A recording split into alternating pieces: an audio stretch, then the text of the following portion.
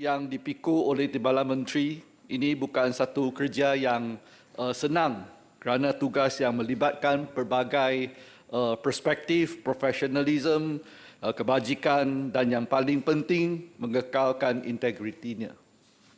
Tapi boleh teruskan yang di-Pertua kerana Timbalan Menteri pun tak ada. Ada. Oh, ada. Ada. Nampak sana, tak nampak juga.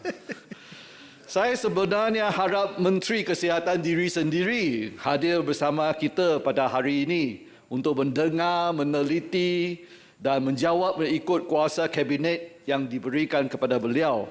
Malangnya seperti biasalah, menteri-menteri kerajaan agak sibuk, tiada masa untuk Dewan Tinggi ini, tertinggi ini dan Dewan Yang Mulia ini. Walau bagaimanapun, saya ambil kesempatan ini ucapkan terima kasih kepada Yang Berhormat Timbalan Menteri, terima kasih, yang tekun membentangkan kertas putih yang dimaksudkan tadi. Tujuan saya turut berbahas adalah untuk memberikan sedikit pandangan, memohon pendapat dan kita harap sama-sama berusaha dan memberikan perkhidmatan kesihatan yang terbaik kepada rakyat jelata di negara kita yang tercinta sekali. Sebelum itu, saya ingin ambil kesempatan ini dan peluang ini untuk ucapkan tahniah kepada mantan Perdana Menteri Tan Sri Muhyiddin Yassin dan juga mantan Menteri Kesihatan Saudara Khairy Jamaluddin kerana dalam memikul dan menjayakan program vaksinasi COVID-19. Juga saya ingin mewakili semua ahli-ahli di Dewan Yang Mulia ini mengucapkan terima kasih kepada seluruh pasukan perubatan dan kesihatan di negara kita. Saya nak katakan, saya nak menegaskan tanpa mereka tiadalah kita pada hari ini. Tuan Yang di-Pertua, dalam 7 minit ini saya nak bangkitkan 5 perkara untuk perhatian Kementerian Kesihatan Malaysia. Perkara yang pertama ialah berkaitan dengan skim insurans kesihatan nasional. Ya, yang ini adalah satu cadangan yang saya katakan bernas. Perbelanjaan penggunaan akhir, final consumption expenditure dengan izin, bagi kesihatan di Malaysia dianggarkan 1.7% daripada KDNK, iaitu keluaran dalam negara kasar. Trend menunjukkan peningkatan daripada 1.3% pada 2013. Mengekalkan kos penjagaan kesihatan yang rendah untuk rakyat adalah matlamat yang mulia, tetapi ia perlu dilaksana secara mampan. Dari perspektif rakyat, Malaysia melaporkan perbelanjaan tambahan out of pocket expenses dengan izin yang lebih tinggi untuk ubat-ubatan dan perkhidmatan berbanding sebelum pandemik. Peningkatan daripada 22.39 bilion pada tahun 2019 kepada 24.6 bilion pada tahun 2021. Soalan saya, bagaimana pula dengan mereka yang berada di sektor tidak formal? Bagaimanakah mereka boleh menyumbang dan bagaimanakah kerajaan boleh menampung kos mereka? Menurut DOSM, Department of Statistics Malaysia dengan izin, atau Jabatan Perangkaan Malaysia pada Disember tahun 2022, pekerjaan tidak formal Malaysia telah mencecah 3.5 juta orang pada 2021. Yang menyumbangkan 23.2% daripada jumlah pekerjaan negara. Jumlah yang sebegitu tinggi. Dengan memahami mekanisme sumbangan daripada atau untuk sektor tidak formal, kita juga boleh memanjangkan mekanisme itu kepada populasi pelarian supaya mereka boleh menyumbang dan mempunyai akses kepada penjagaan kesihatan juga. Ada yang mungkin melihat pelarian sebagai beban tambahan, tetapi kita kena faham bahawa mereka tinggal dalam kalangan kita, Jika kita mengabaikan penjagaan kesihatan secara komprehensif, ia akan mungkin menimbul risiko kesihatan kepada semua. That's the reality, dengan izin. Tuan Yang di-Pertua, menyentuh kepada perkara yang kedua ialah menyentuh kepada kekurangan pembantu perubatan dan kaki tangan sokongan hospital. Menurut laporan Ketua Audit Negara, nisbah kaki tangan yang ada berbanding bilangan ambulans di KKM ialah 0.7 dengan 1. Bukan berhenti dekat ini, bukan berhenti dekat situ. Kita juga menghadapi kekurangan ambulans. Penjelasan kementerian perlulah kerjasama awam dengan swasta dalam menyelesaikan isu-isu kekurangan ambulans ini. Saya cadangkan kepada kementerian, kita tingkatkan kerjasama formal bersama dengan Jabatan Pertahanan Awam dan Kor Perubatan Angkatan Tentera Malaysia. Tengok apa yang kita dapat tingkatkan melalui kerjasama tersebut, termasuk pembekalan ambulans dan sebagainya. Kalau boleh, kerajaan perlu memperkenalkan semula PLKN, Program Latihan Khidmat Negara. Wajibkan anak-anak muda lepasan SPM untuk berkhidmat wajib di sektor khidmat sokongan hospital, termasuk Emergency Medical Team. Kita bagi latihan dan beri peluang kepada anak-anak muda mengenali sistem sokongan perubatan negara. Kita perlu anggap khidmat ini sebagai national service, khidmat untuk negara. PLKN ini juga boleh disebabkan kepada PDRM, Polis Diraja Malaysia, ATM, Angkatan Tentera Malaysia dan JPAM, Jabatan Pertahanan Awam Malaysia. Tuan Yang di-Pertua, terdapat kebimbangan mengenai kekurangan ubat juga, seperti antibiotik di hospital tahun lepas.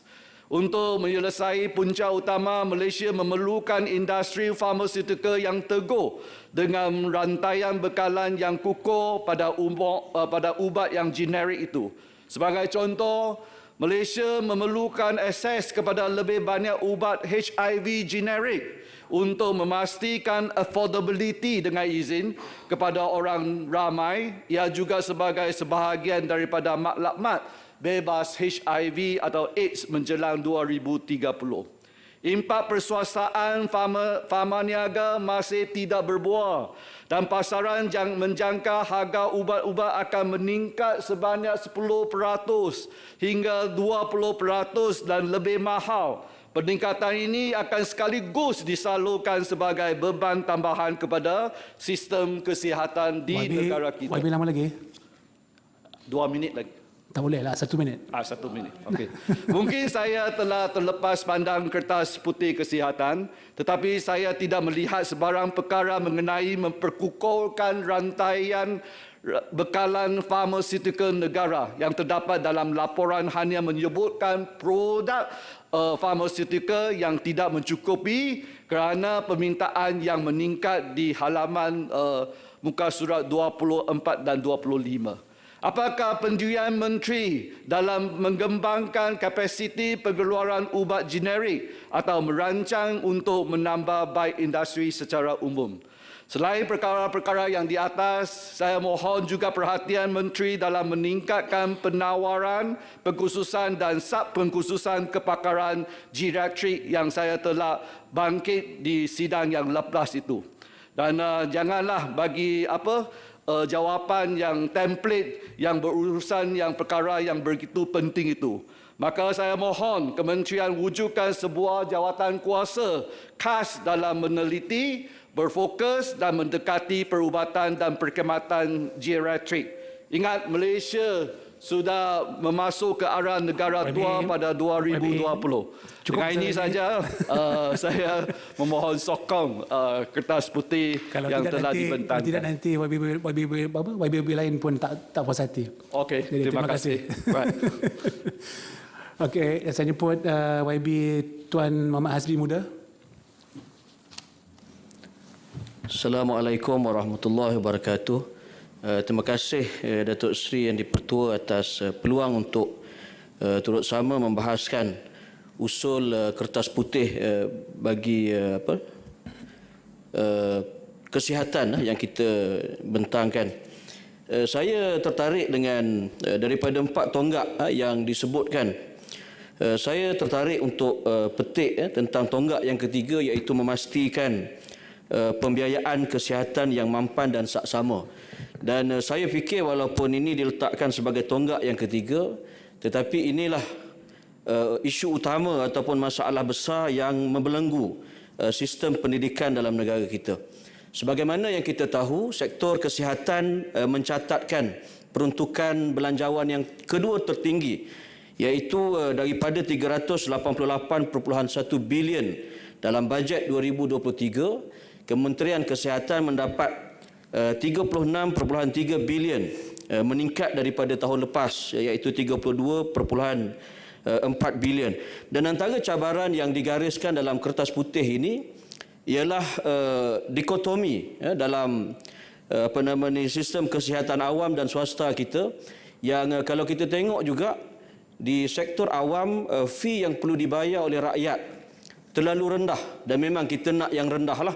Tetapi berbeza dengan di sektor swasta yang walaupun mahal, rakyat berpuas hati dengan servis yang diberikan. Dan saya nak tanya dengan Kementerian Kesihatan, berapa sebenarnya jumlah hasil kutipan daripada fee yang dikenakan ini, yang kita tahu sangat rendah, sangat berkebajikan, dan kita nak tahu berapa peratus daripada sumbangan itu boleh membiayai jumlah peruntukan 38 ataupun 36.3 bilion yang kita peruntukkan untuk sektor kesihatan kita. Beberapa bulan sebelum bajet dibentangkan, kita mendengar permintaan daripada kementerian di peringkat penjawat awam, di peringkat kementerian yang minta supaya bajet kesihatan kita ni 3 kali ganda daripada sebelum-sebelum ini. Dan sudah tentulah dengan segala macam perbelanjaan, dengan subsidi negara yang kita tanggung sehingga mencecah 30 hingga 90 bilion setahun, memang bukan mudah untuk kita memenuhi keperluan ataupun permintaan yang diminta oleh kementerian ini. Jadi saya nak mencadangkan kepada kementerian, jika boleh dipertimbangkan. Betul, kalau kita nak naikkan fee bayaran di klinik ataupun di hospital ini akan mengundang kemarahan di kalangan rakyat. Tetapi saya percaya sekiranya kita boleh memberikan justifikasi yang jelas kepada rakyat, mereka boleh terima. Sebab kadang-kadang saya tengok Datuk Seri yang dipertua, kadang-kadang bila bayaran yang dikenakan itu rendah, ubat yang dibawa balik itu kadang dia tak guna pun. Dia bazirkan. Sedangkan ubat yang sama yang kita dapat di klinik swasta, kita kena bayar RM50, RM80. Dan bila kita bayar, sudah tentulah saya tengok budaya orang kita ni, dia lebih menghargai. Berbeza dengan kalau dia dapat di klinik awam, yang sebenarnya juga kita membelanjakan peruntukan yang besar daripada kewangan negara untuk mendapatkan ubat-ubat yang berkualiti kepada rakyat kita. Itu yang pertama. Yang keduanya, dari sudut komunikasi, saya pengalaman dengan hospital ataupun klinik awam ini, saya secara peribadinya sangat berpuas hati.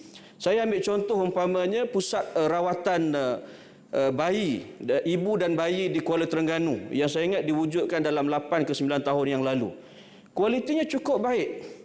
Dan ramai ibu bapa yang sebelum itu menggunakan khidmat di klinik, di hospital swasta untuk bersalin umpamanya.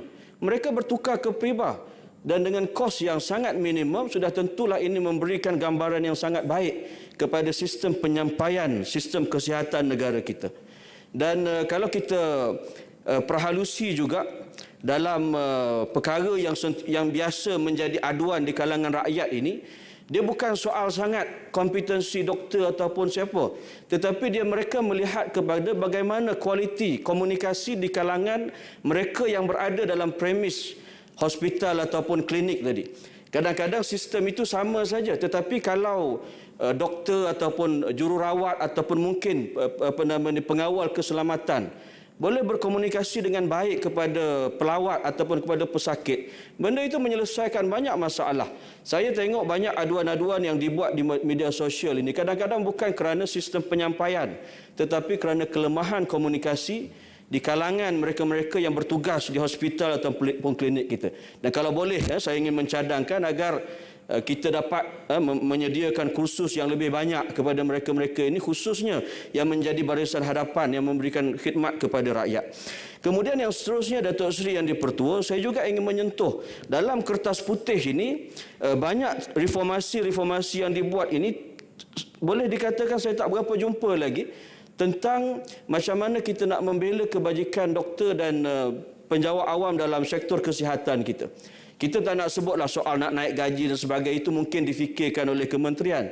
Tapi saya nak sebut juga kadang-kadang di kalangan doktor ini mereka mengadu. Umpamanya bila timbul isu masalah saya ingat di hospital Tengku Ampuan Afzan di Kuantan. Bila ada isu antara pesakit dengan hospital, saya lupa, mungkin isu, tak silap saya, isu pakaian seksi juga. Kita menunjukkan kepada rakyat bahawa seolah-olah kementerian ini dilihat terlalu menyebelahi pesakit dan kadang-kadang melupakan doktor ataupun kaki tangan dalam hospital itu. Yang saya ingat perkara ini kita perlu perbaiki betul. Kita memang kita harap Kementerian Kesihatan meletakkan pesakit itu sebagai kita punya pelanggan kita yang harus kita santuni dan sebagainya. Tetapi kita jangan lupa bahawa dalam sektor kesihatan, mereka yang berkhidmat dalam kesihatan, dalam Kementerian Kesihatan ini berjumlah, saya ingat dalam 280,000, yang terbesar dalam penjawat awam kita daripada 1.6 juta penjawat awam. Yang kedua terbesar ialah dalam sektor ataupun dalam Kementerian Kesihatan. Dan sudah tentulah kebajikan mereka selain daripada soal emolumen mereka perlu diberikan perhatian yang tinggi oleh pihak kementerian. Biarlah mereka melihat kementerian ini sebagai pembela mereka. Kadang-kadang kesilapan itu bukan pada mereka yang di hospital. Kadang-kadang ada pesakit ini yang terlalu cerewet. Jadi kita jangan cepat membuat penghakiman seolah-olah salah itu hanya di peringkat kita semata-mata. Datuk Seri Yang di-Pertua, saya menyambut baik inisiatif-inisiatif yang diambil dalam kertas putih ini, dan kita harap menuju ke depan ini isu-isu yang berbangkit, cabaran-cabaran yang digariskan dalam kertas putih ini dapat kita atasi. Saya ingat itu saja yang saya ingin sentuh. Terima kasih Datuk Seri Yang di-Pertua, saya mohon menyokong. Terima kasih YB. Sekarang saya jemput YB Tuan Abun Sui Anyit.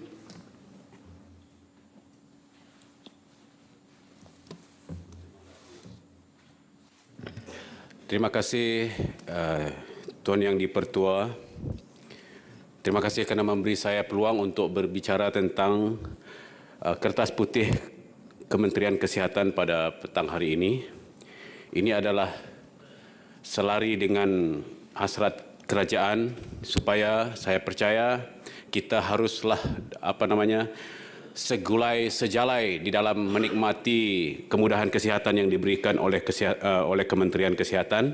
Dan saya akan membincangkan beberapa perkara yang saya rasa perlu ditambah baik ataupun dikemaskini oleh Kementerian Kesihatan di dalam kertas putih yang saya baca, dan beberapa isu yang saya akan sampaikan.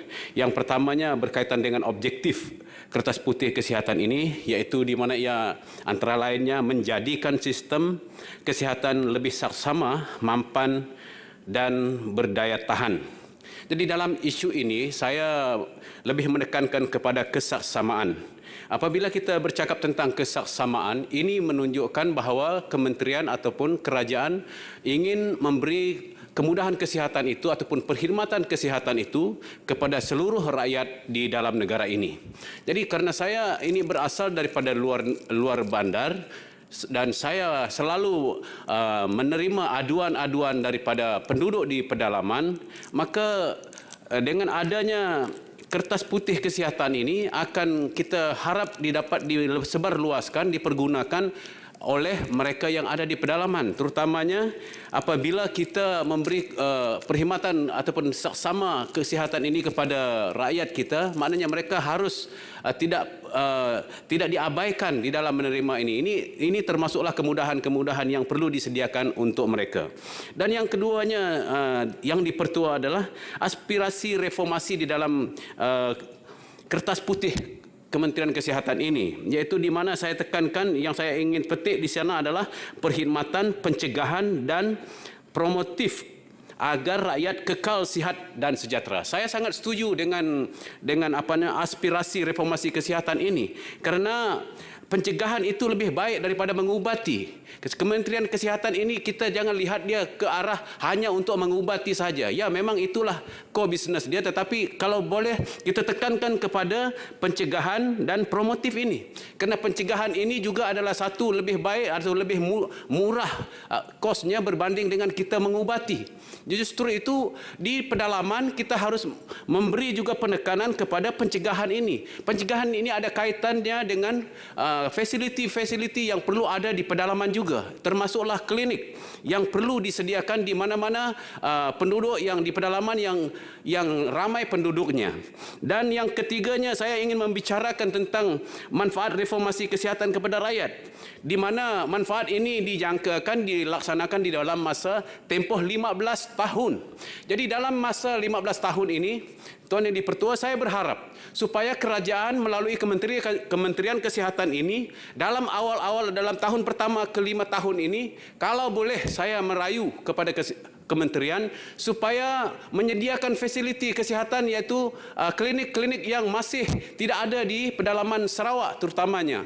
Jadi ini adalah penting supaya dengan kita bergerak ke depan ini jangan ada pihak yang tercicir di dalam kita meningkatkan kualiti pemberian perkhidmatan kesihatan kepada rakyat kita, kerana fasiliti ini tidak ada di pedalaman.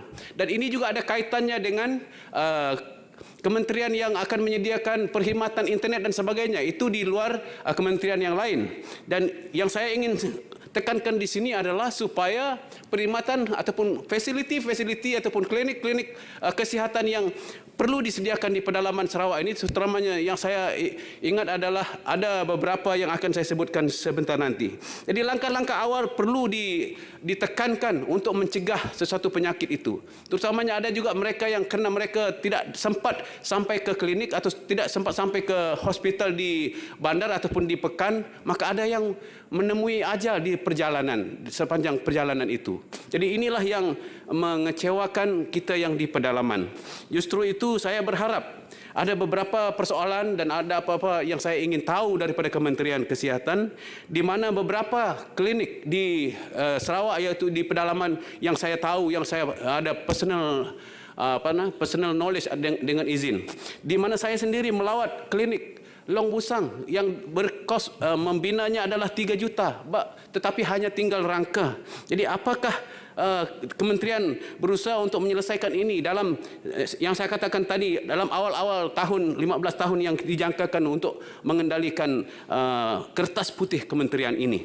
Begitu juga dengan klinik kesihatan yang perlu juga saya jangkakan. Saya perlu membawa suara-suara dari data Kakus yang mempunyai penduduk yang agak ramai, lebih kurang 300 pintu ataupun lebih kurang 3.500 penduduk. Di tempat ini belum ada klinik. Justru itu perlu disegerakan membina klinik untuk mereka. Ada beberapa kes yang telah menyebabkan kematian. Minta maaf kepada keluarga yang saya terpaksa sebut begini, yang mungkin yang terasa.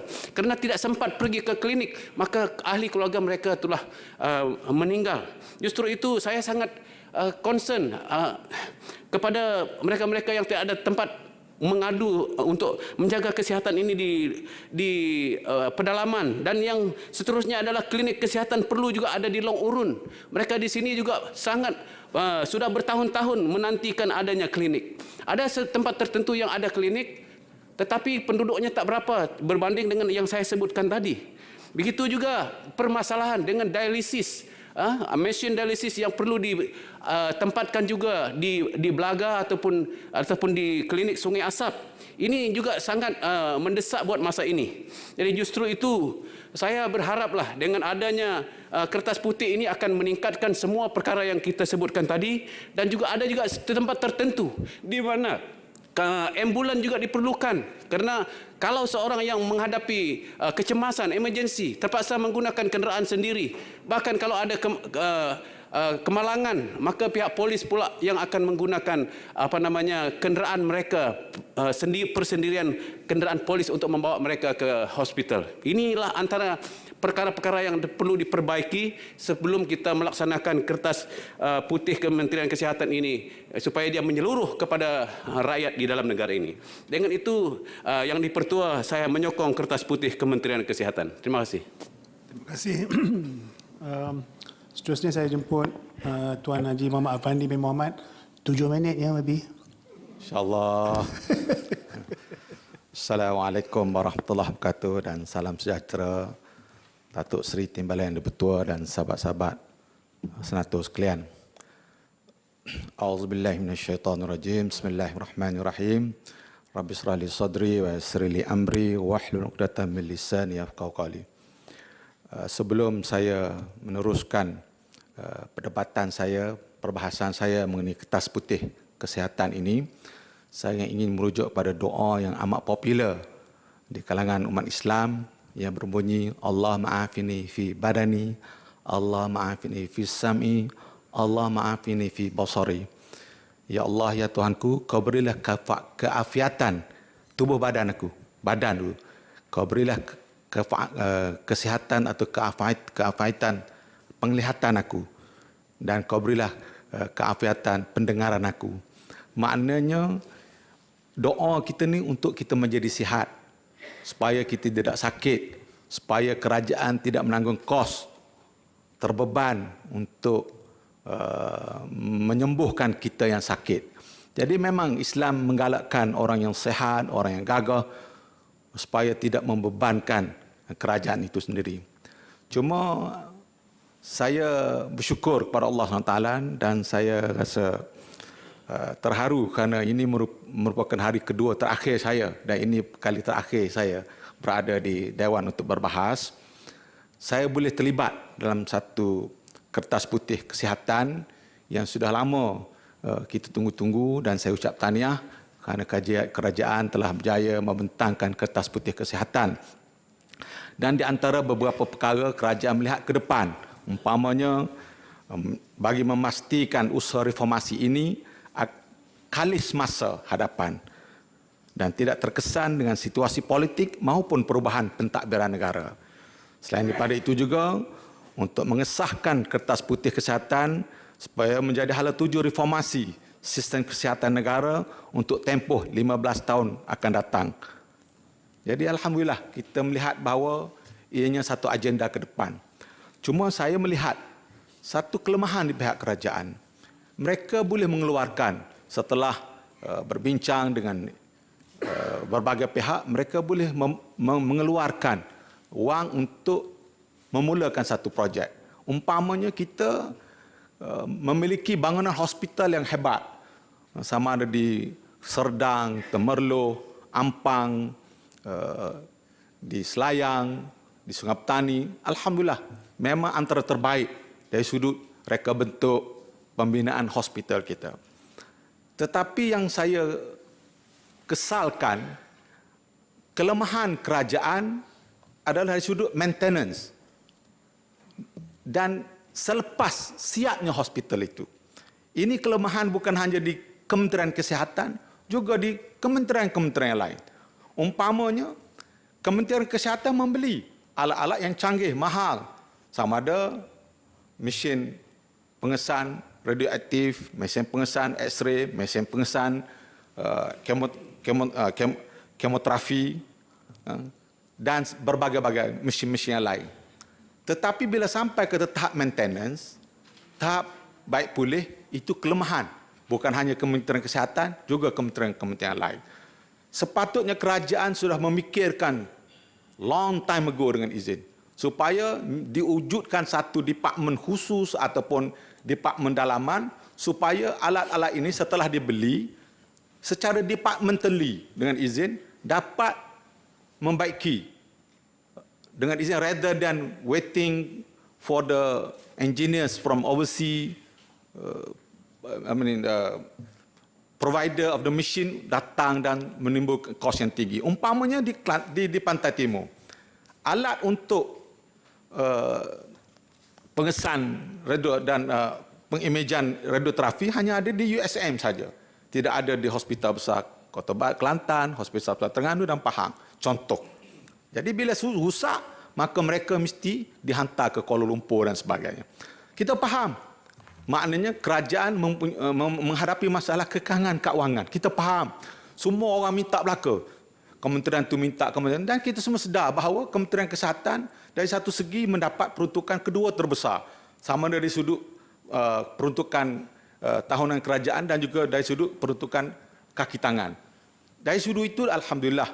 Cuma kita lihat bahawa masih jauh daripada mencukupi.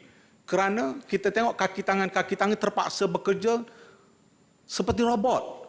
Khususnya mereka yang berada di dalam wad-wad persalinan.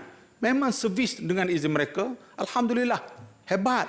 Tetapi mereka bekerja luar daripada, seolah mereka terpaksa kerja seperti robot. Seperti robot, dan mereka juga manusia. Tetapi kerana tugas, mereka terpaksa bekerja lebih masa. Dan yang bekerja lebih masa ini adalah isteri-isteri, ibu-ibu. Dan mereka memang sesuai lah kerana untuk wanita bersalin. Kita pun faham. Dan kita ucap terima kasih pada kerajaan. Tetapi kerajaan mesti memikirkan supaya mereka-mereka ini sebagai insan, sebagai manusia, hakikat insan, kita mesti fikir bahawa waktu biar berpatutan dan munasabah. Tengok apa yang berlaku pada WHO, tekanan dia terima luar biasa. MO, tekanan luar biasa. Jadi kerajaan, saya tahu sedang memikirkan, memerhati isu ni.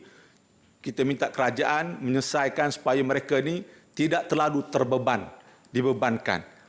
Dan satu lagi pula tentang maintenance, kerajaan tolong fikirkan supaya kita dapat membuat penjimatan. Kita mungkin boleh menghantar mereka berkursus supaya menjadi spesialis. Bukan hanya untuk Kementerian Kesihatan saja, mungkin untuk semua kesihatan. Pasal mereka yang dilatih ni mereka mungkin tahu dengan mesin-mesin, alat-alat. Begitu dengan apa yang kerajaan sedang buat segini.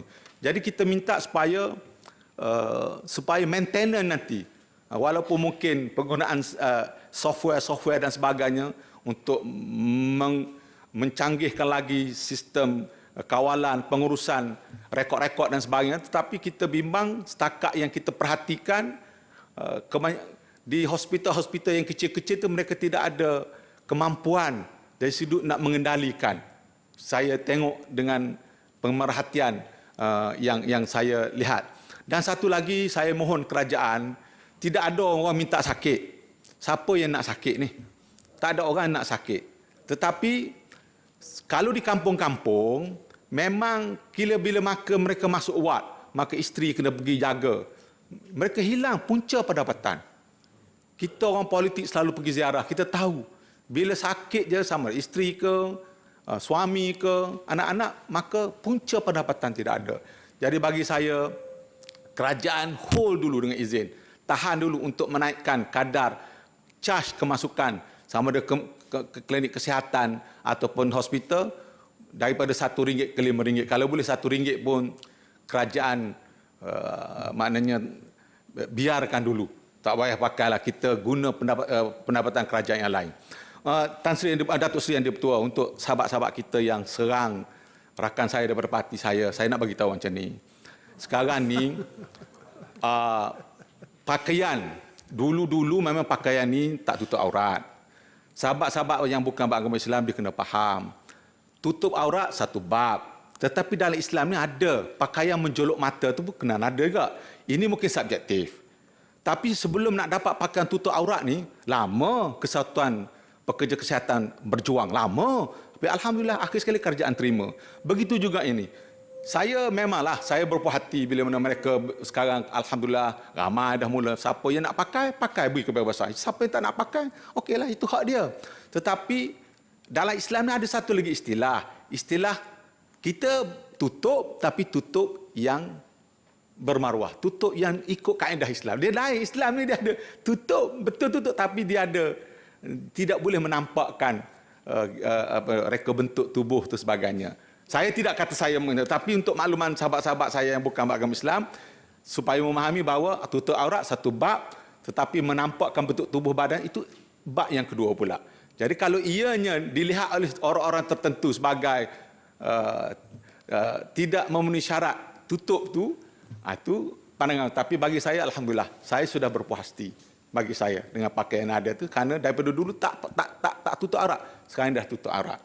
Kalau boleh lepas ni kita panjangkan kepada mereka-mereka yang bekerja di sistem penerbangan pula. Karena alasan ramai rakan-rakan kita yang bukan beragama Islam, rakyat Malaysia tidak beragama Islam, kerja di Saudi, kerja di negara Arab, mereka tutup aurat juga. Wallahu a'lam. Assalamualaikum warahmatullahi wabarakatuh. Terima kasih. Salah. Ada juga pembelaan dalam dewan dia.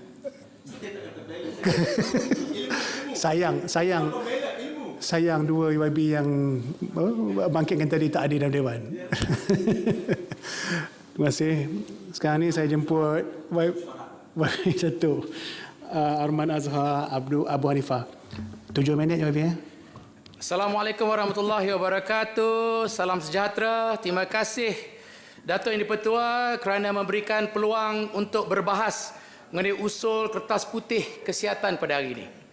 Dato' Yang di-Pertua, Kertas Putih ini dibentang baru-baru ini di Dewan Rakyat, menumpukan usaha bagi reformasikan kesihatan negara dalam tempoh 15 tahun akan datang secara berfasa. Saya amat tertarik dengan cadangan-cadangan yang dikemukakan oleh usul Kertas Putih ini. Sudah tibanya masa kita tunggu sekian lama bagi merubah sektor kesihatan dari negara ke arah lebih kondusif, holistik untuk kemudahan rakyat. Antara kekangan utama yang dialami sehingga terhasilnya Kertas Putih, salah satu faktornya adalah infrastruktur dan fasiliti kesihatan yang dilihat uzur, usang, daif dan sebagainya. Saya mohon penjelasan daripada pihak kementerian yang berhasrat untuk membangunkan infrastruktur kesihatan tambahan yang baru dalam tempoh 5 tahun atau 15 tahun akan datang. Jika ada usaha menambah fasiliti permis kesihatan yang baru, adakah dibuat secara menyeluruh, iaitu di setiap negeri-negeri dalam Malaysia, atau infrastruktur kerajaan di tempat yang baru ataupun secara sama rata? Atau apakah indikator utama yang akan digunakan dalam merangka penggagihan infrastruktur kesihatan di setiap negeri jika pihak kementerian ada usaha ke arah itu? Dato' Yang di-Pertua, kita sedia maklum permis kesihatan yang disediakan negara kita tidak mampu menanggung pesakit-pesakit yang kian bertambah saban tahun. Salah satu usaha yang diterjemah dalam Kertas Putih ini adalah integrasi antara fasiliti awam dan fasiliti swasta untuk sama-sama memberikan khidmat yang terbaik untuk rakyat. Adakah kita menyentuh sektor kesihatan swasta? Sudah tentu perkara utama yang berlega dalam pemikiran kita. Adakah sumber kewangan yang perlu dikeluarkan untuk bayaran perkhidmatan di fasiliti swasta? Apakah pendekatan dan mekanisme yang digunakan pakai dalam integrasi yang dikatakan kemudahan perkhidmatan awam dan swasta kepada rakyat? Jangan nanti rakyat masuk fasiliti swasta dikenakan cas yang begitu tinggi, akhirnya membebankan rakyat. Kita semua wakil rakyat dalam dewan ni sepatutnya membawa suara rakyat untuk mengurangkan bebanan rakyat, bukan menekan rakyat. Apakah fee atau bayaran yang dikenakan masih sama seperti sekarang jika pesakit dirujuk ke fasiliti swasta? Walau bagaimanapun, dalam Kertas Putih ada menyatakan bahawa kadar atau fee yang dikenakan kepada pesakit akan disemak semula secara berperingkat. Namun saya bersetuju dengan sahabat saya Saudara Effendi tadi, dalam keadaan negara kita yang tertekan dengan kos sara hidup yang tinggi dan sebagainya, janganlah kita membeban rakyat dengan penambahan fee yang makin meningkat dan sebagainya. Dan buat masa ini kita kekalkan fee yang sedia ada demi kemudahan rakyat dalam negara kita. Kita sebagai pimpinan yang telah dipilih oleh parti kita mewakili rakyat, kita harus faham bebanan yang ditanggung oleh semua lapisan masyarakat. Tak semua rakyat mampu membayar fee waimah dalam keadaan sekarang RM1 pun. Dan tidak semua golongan T20 mampu mendapat rawatan kayangan di fasiliti swasta. Walau bagaimanapun, jika situasi dikaji memerlukan kenaikan dilakukan, saya mohon pihak kerajaan untuk betul-betul mengkaji dan menilai sama ada perlu atau tidak diangkat atau dinaikkan fee, dan kalau boleh kekallah fee seperti ada seperti sekarang. Seiring dengan isu bayaran disebut tadi, Ada juga dikatakan cadangan perkenalkan insurans kesihatan nasional kepada rakyat. Ini merupakan satu idea yang molek cukup baik ditawarkan kepada rakyat. Tetapi jangan kerana insurans nasional ini juga akhirnya kembali membebankan rakyat. Adakah terdapat perbezaan daripada segi perkhidmatan yang ditawar kepada pesakit yang memilih insurans kesihatan nasional berbanding pesakit yang memilih untuk tidak mengambil insurans kesihatan nasional? Apakah pilihan-pilihan yang ada untuk ditawarkan kepada pesakit agar tiada pesakit yang dipinggirkan maupun tercicir dengan reformasi kesihatan yang akan kita bentangkan? Datuk Yang di-Pertua, kehidupan kita hari ini tidak boleh lari daripada perkembangan teknologi. Semakin canggih dan adanya teknologi seperti sekarang, banyak urusan dipermudahkan dan menjimatkan masa. Begitu juga penilaian bakal dikenakan oleh Kementerian Kesihatan, iaitu Electronic Medical Report dengan izin EMR. EMR akan dilancar secara berperingkat. Peralihan teknologi manual kepada peralihan teknologi digital adalah satu perubahan besar dalam sektor kerajaan dan juga sektor kesihatan. Ada kawasan negara kita ni sudah memanfaatkan sistem teknologi 5G. Tetapi ada juga kawasan dalam negara kita yang masih tiada liputan internet.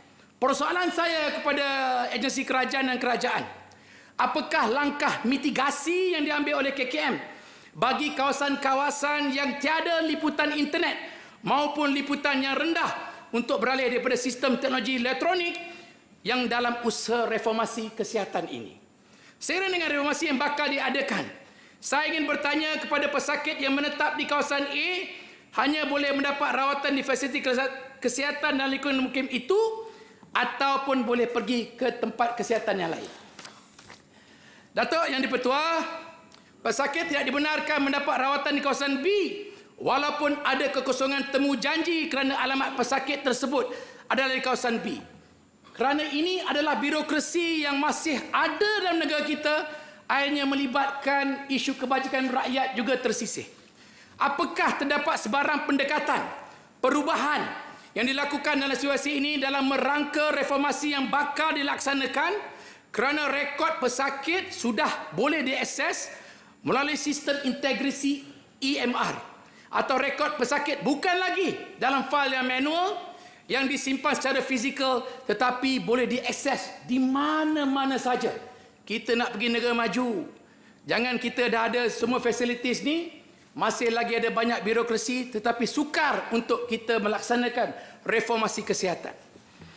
Pada masa yang sama, waktu kerja dan bebanan yang digalas oleh petugas-petugas kesihatan juga perlu dikaji semula agar mereka mendapat perkhidmatan yang optimum dan perkhidmatan yang terbaik kepada pesakit-pesakit.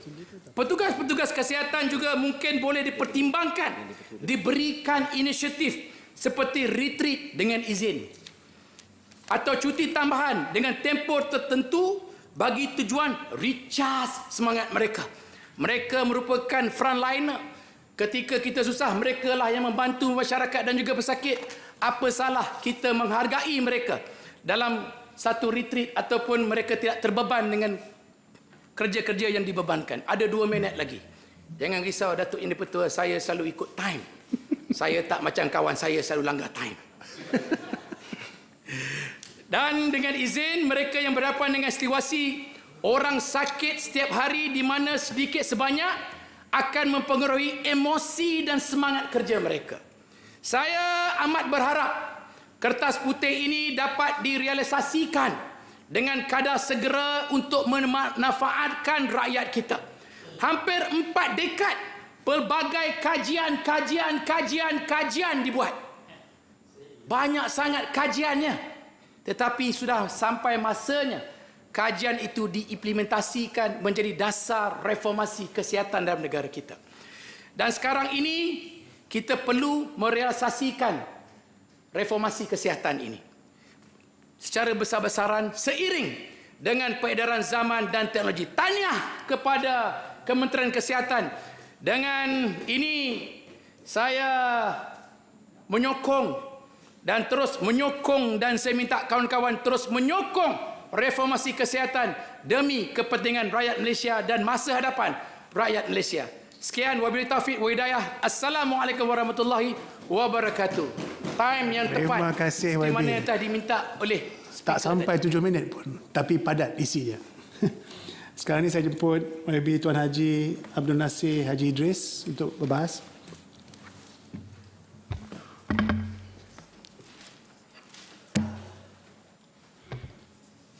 Bismillahirrahmanirrahim. Assalamualaikum warahmatullahi taala wabarakatuh dan salam sejahtera.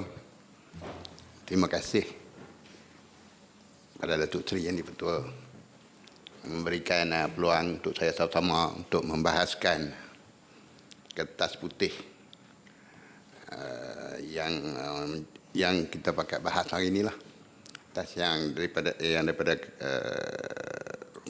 pembentangan oleh Timbalan Menteri sebentar tadi, sudah pagi tadi. Sukarlah saya nak masuk tentang daripada kertas putih tadi. Saya telah meliti kertas putih tadi, cuba saya masuk beberapa bab dalam kertas putih, iaitu saya tengok dari segi tonggak dan strategi reformasi kesihatan. Saya melihat kepada tonggak satu, iaitu Malaysia mempunyai sistem penjagaan kesihatan yang terdiri daripada sektor awam dan juga sektor swasta, dan kita nampak lazimnya kedua-dua sektor ini, iaitu sektor awam, sektor swasta, bergerak secara berasingan. Mungkin ada usaha untuk ke arah penambahbaikan untuk supaya diselaraskan, atau kaedah mekanisme macam mana supaya ianya dapat diperbaiki hubungan itu supaya manfaatnya dapat kepada rakyat yang terbanyak. Sistem swasta ataupun sektor awam ni sudah pasti ianya tidak membebankan rakyat. Fee dia tu cuma kalau sekarang ni RM1, no? Jadi saya setuju sangatlah fee RM1 ni supaya kita kekalkan. Dan swasta sudah pasti kos rawatan untuk mendapatkan rawatan sudah pasti tinggi. Semua tahu pasti tinggi. Keadaan ini menyebabkan berlakunya kesesakan. Rakyat teramai memilih untuk apa? Untuk pergi ke sektor awam. Terutamanya golongan B40, golongan B40 sudah pasti dia memilih kaedah rawatan daripada sektor awam. Ini menyebabkan berlaku kesesakan di hospital-hospital. Kalau kita turun ke hospital, kita tengok memang berlaku sesak sangat. Daripada tempat parking, daripada tempat menunggu untuk jumpa doktor, semua ruang dalam hospital itu penuh. Kita berpengalaman, kita turun 8 pagi untuk kita buat pendaftaran untuk dapat rawatan pesakit luar, kita dah tengok kerusi penuh. Kerusi menunggu untuk dapatkan rawatan dah penuh, lebih daripada 50 kerusi dah penuh sebelum pukul 8 pagi. Pukul ada pesakit dah daripada belum pukul 7 dah sampai tunggu dah untuk dapatkan rawatan. Jadi kesesakan, jadi permintaan untuk dapat rawatan tu memang orang kata apa? Memang cukup banyak lah. Dan kadang-kadang ianya begitu juga keadaan kalau kita tengok di ward kita ni sesak. Dan jarang kita tengok ward terutamanya di hospital daerah, kan yang umpamanya daerah Baling, kita tengok jumlah katil yang ada di hospital tu padat, dan ianya juga mengganggu keselesaan pesakit-pesakit tu. Jadi kita nak supaya reformasi, supaya sistem kesihatan awam ini kita pertingkatkan untuk kebaikan semua. Datuk Yang di-Pertua, perkara yang kedua yang saya suka bahas di sini ialah tentang tonggak yang kedua, iaitu perubahan iklim dan kemerosotan iklim. Ianya menyebabkan kemerosotan kesihatan secara global dan ianya mempengaruhi taraf kesihatan rakyat, terutamanya golongan yang berisiko seperti bayi, kanak-kanak dan juga warga emas. Isu fenomena alam sekitar ini seperti tanah runtuh, banjir, jerubu, pencemaran udara dan air, ianya memberi kesan kesihatan. Sekaligus ianya menambahkan beban penyakit dan beban kos kepada negara kita. Jadi persoalan saya tentang isu ini ialah apakah mekanisme ataupun tumpuan pihak kementerian dalam usaha untuk mempertingkatkan promosi kesihatan bagi menangani isu kesihatan rakyat yang disebabkan oleh perubahan cuaca dan perubahan iklim di Malaysia. Datuk Seri Yang di-Pertua, perkara ketiga yang saya suka sebut di sini ialah tonggak ketiga isu kerajaan, kekangan dari segi pembiayaan kerajaan dalam sektor awam yang didorong oleh peningkatan terhadap permintaan yang saya sebut tadi, permintaan kesihatan selain daripada kos perubatan. Persoalan saya yang sebut sini ialah apakah kerajaan mempunyai plan jangka pendek ataupun jangka panjang dalam memastikan isu kenaikan kos perubatan ini supaya ianya tidak membebankan rakyat. Datuk Seri Yang di-Pertua, dalam melihat kertas putih isu kesihatan ini, saya melihat bahawa klinik kesihatan bergerak adalah satu yang terbaik yang boleh diberikan penambahbaikan aspek-aspek penjagaan kesihatan premier, termasuk meningkatkan bilangan klinik kesihatan bergerak di seluruh negara. Dan persoalan saya, berapakah jumlah klinik bergerak yang sedia ada sehingga kini? Pasukan ini melibatkan doktor, pegawai perubatan, penolong pegawai perubatan, jururawat dan pegawai farmasi dan petugas-petugas kesihatan. Ianya sudah pasti ianya melibatkan di kawasan-kawasan terpencil di pendalaman yang sudah tentunya ianya tidak nak memberikan kepuasan ataupun keseronokan kepada petugas-petugas kita ni. Jadi apakah insentif mungkin pihak kerajaan fikirkan untuk memberikan cadangan untuk nak bagi alarm tambahan dan sebagainya, peruntukan sebagainya untuk nak beri galakan supaya mereka ni berkhidmat di kawasan-kawasan yang pendalaman, kawasan terpencil. Saya pun tengok masa saya pun cuba nak saya pun cuba nak patuh untuk walaupun saya ada 3-4 isu lagi tu nak bagikan, tapi masa pun tak mengizinkan, cemburu sangat. Jadi saya tamatkan perbahasan saya menyokong. Terima kasih. Assalamualaikum warahmatullahi wabarakatuh. Ya, Ahli Yang Berhormat, selaras dengan peruntukan Peraturan Mesyuarat 6/3, Peraturan Majlis Mesyuarat Dewan Negara yang telah dipinda oleh Majlis dalam sesi mesyuarat yang lalu, saya mempersilakan Yang Berhormat Senator Profesor Datuk Seri Awang Dr. Awang bin Sarian untuk mempengerusikan Majlis Mesyuarat Dewan Negara sebagai pengerusi sementara pada petang ini.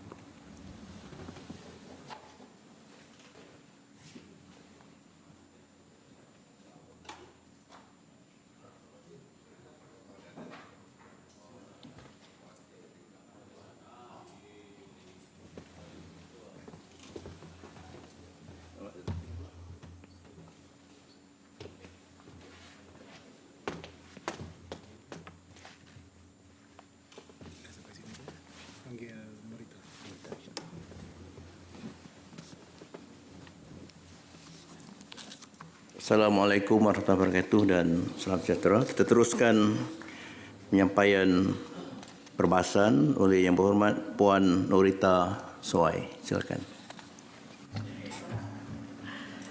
Kan saya salam sejahtera dan salam Malaysia Madani yang dihormati Datuk Seri Yang di-Pertua dan barisan rakan-rakan ahli berhormat senator yang lain. Terima kasih di atas ruang perbahasan yang diberikan kepada saya untuk membahaskan kertas putih kesihatan pada petang hari ini. Datuk Seri Yang di-Pertua, saya berpendapat bahawa pelan reformasi melalui Kertas Putih Kesihatan ini menepati dan selaras dengan peredaran zaman dan keperluan negara pada masa kini. Apatah lagi setelah negara dan dunia secara amnya dikejutkan dengan pandemik COVID-19. Serangan COVID-19 ini telah melumpuhkan dan menjejaskan hampir setiap aspek norma-norma kehidupan kita.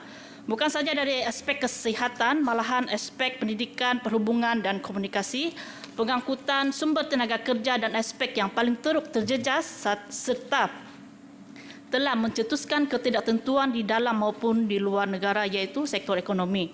Namun setiap yang buruk pasti ada baiknya. Saya tidak nafikan kesan buruk pandemik ini kepada negara, namun yang jelas kita lihat sekarang ialah pandemik ini telah memaksa dan merubah setiap aspek di dalam pembangunan dan pengurusan sesebuah negara hinggalah kepada kehidupan harian kita. Datuk Seri Yang di-Pertua, inisiatif dan inspirasi Kementerian Kesihatan untuk merombak dan membaik pulih sistem kesihatan negara secara menyeluruh dan holistik, berdaya tahan dan kalis masa hadapan amat saya alu-alukan.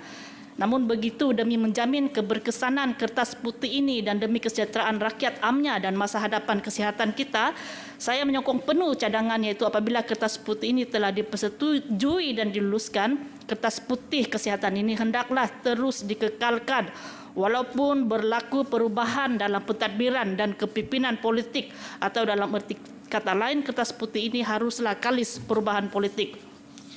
Datuk Seri Yang di-Pertua, kalau menurut fasa reformasi jangka pendek, iaitu 1 hingga 5 tahun dalam usaha untuk mentransformasikan penyampaian perkhidmatan kesihatan, salah satu fokus ialah untuk membangun kerangka asas yang membolehkan pelaksanaan reformasi sistematik atau struktural yang kompleks selama beberapa tahun, termasuk pindaan undang-undang.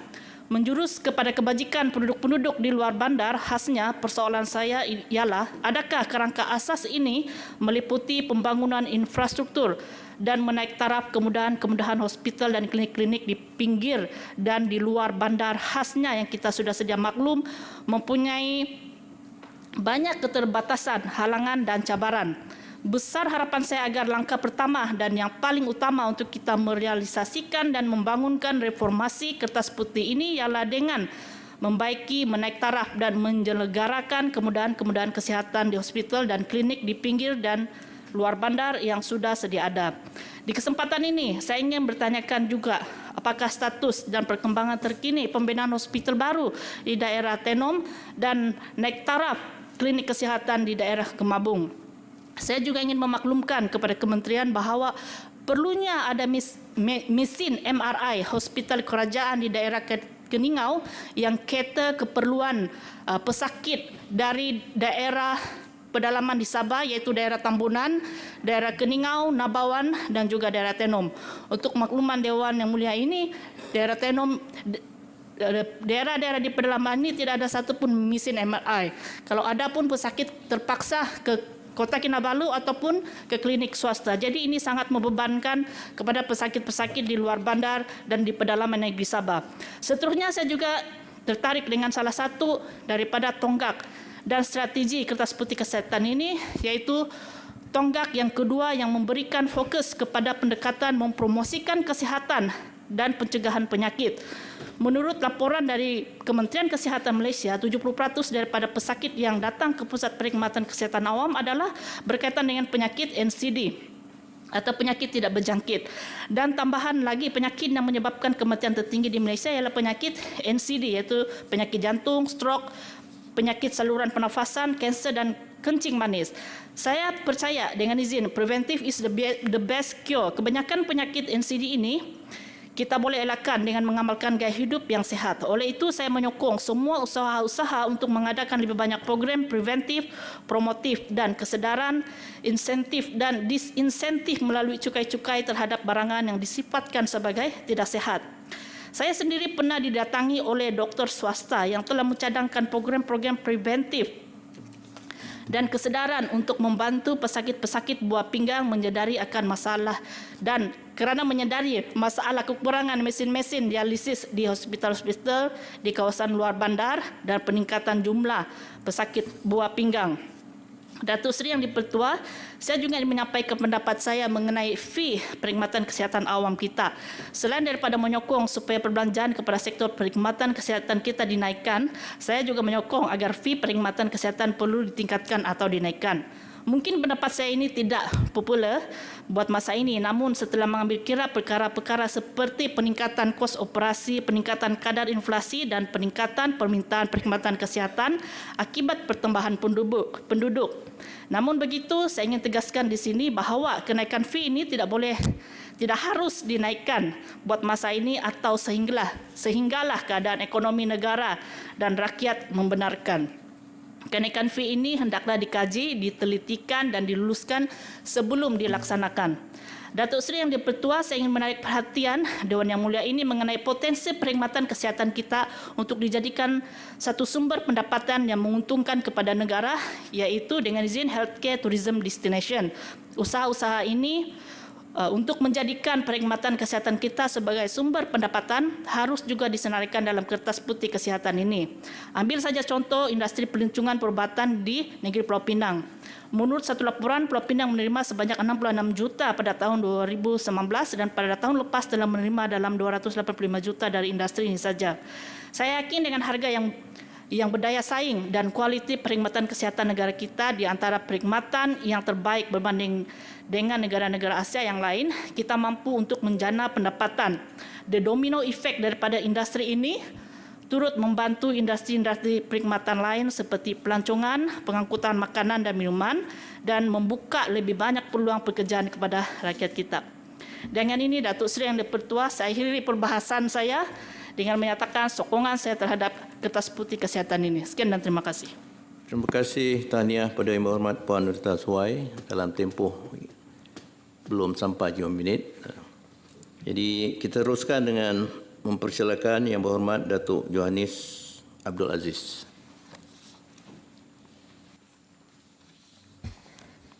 Terima kasih Tan Sri Yang di-Pertua. Di atas ruang yang diberi kepada saya untuk sama-sama membahaskan kertas putih kesihatan. Saya ingin mengucapkan syabas dan tahniah kepada semua petugas kesihatan yang sentiasa bertungkus lumus, bekerja dan membolehkan sistem perkhidmatan kesihatan negara berfungsi dengan cemerlang. Saya juga ingin mengucap setinggi-tinggi tahniah buat Yang Berhormat Menteri Kesihatan, warga Kementerian Kesihatan serta semua pihak yang terlibat dalam mengadakan berbagai sesi libat urus dan rundingan bagi membangun dan merealisasikan kertas putih kesihatan ini. Sebagai rakyat Malaysia, saya berasa amat bertuah kerana negara kita mempunyai perkhidmatan kesihatan antara yang terbaik di dunia. Perkhidmatan kesihatan yang komprehensif, seliputan yang meluas di seluruh pelosok negara, berkualiti dan kos yang rendah, yang mana ianya hampir percuma bagi majoriti rakyat.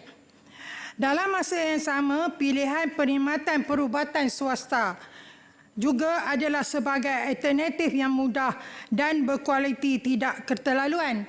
Saya katakan bahawa sistem perkhidmatan kesihatan di Malaysia adalah yang terbaik di antara negara-negara berpendapatan sederhana yang lain. Namun begitu, selain dari cabaran kos dan bebanan yang sentiasa meningkat dalam memberi perkhidmatan yang baik secara berterusan, saya merasakan isu fasiliti bagi perkhidmatan kesihatan perlu diberi perhatian. Yang di-Pertua, tadi kita lihat rata-rata sahabat-sahabat Yang Berhormat Senator telah menyatakan berkenaan masalah fakir kereta di seluruh negara. Boleh dikatakan masalah ini merupakan masalah yang besar yang harus ditangani oleh Kementerian Kesihatan. Saya melihat masalah berlaku fasiliti kesihatan awam adalah di antaranya adalah peralatan. Peralatan di hospital ini kita lihat terlalu usang. Dan ada kalanya peralatan ini adalah mudah rosak. Dan saya harap selepas ini kementerian kenalah berhati-hati dari segi melihat pembekal peralatan kesihatan di hospital biarlah mempunyai kualiti yang tinggi. Kebanyakan doktor-doktor yang mengadu kepada kami, peralatan itu dapat diguna sekali dua kemudian rosak dan ia perlu masa untuk perbaiki dan kadang-kadang tak boleh digunakan langsung.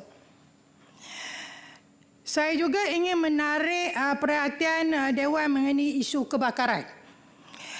Fasiliti kesihatan di seluruh negara. Dalam tahun ini sahaja sekurang-kurangnya berlaku 3 kes kebakaran di hospital kerajaan. Pada 16 Mac yang lalu, sebahagian daripada Jabatan Farmasi Hospital Tuanku Jaafar Seremban terbakar.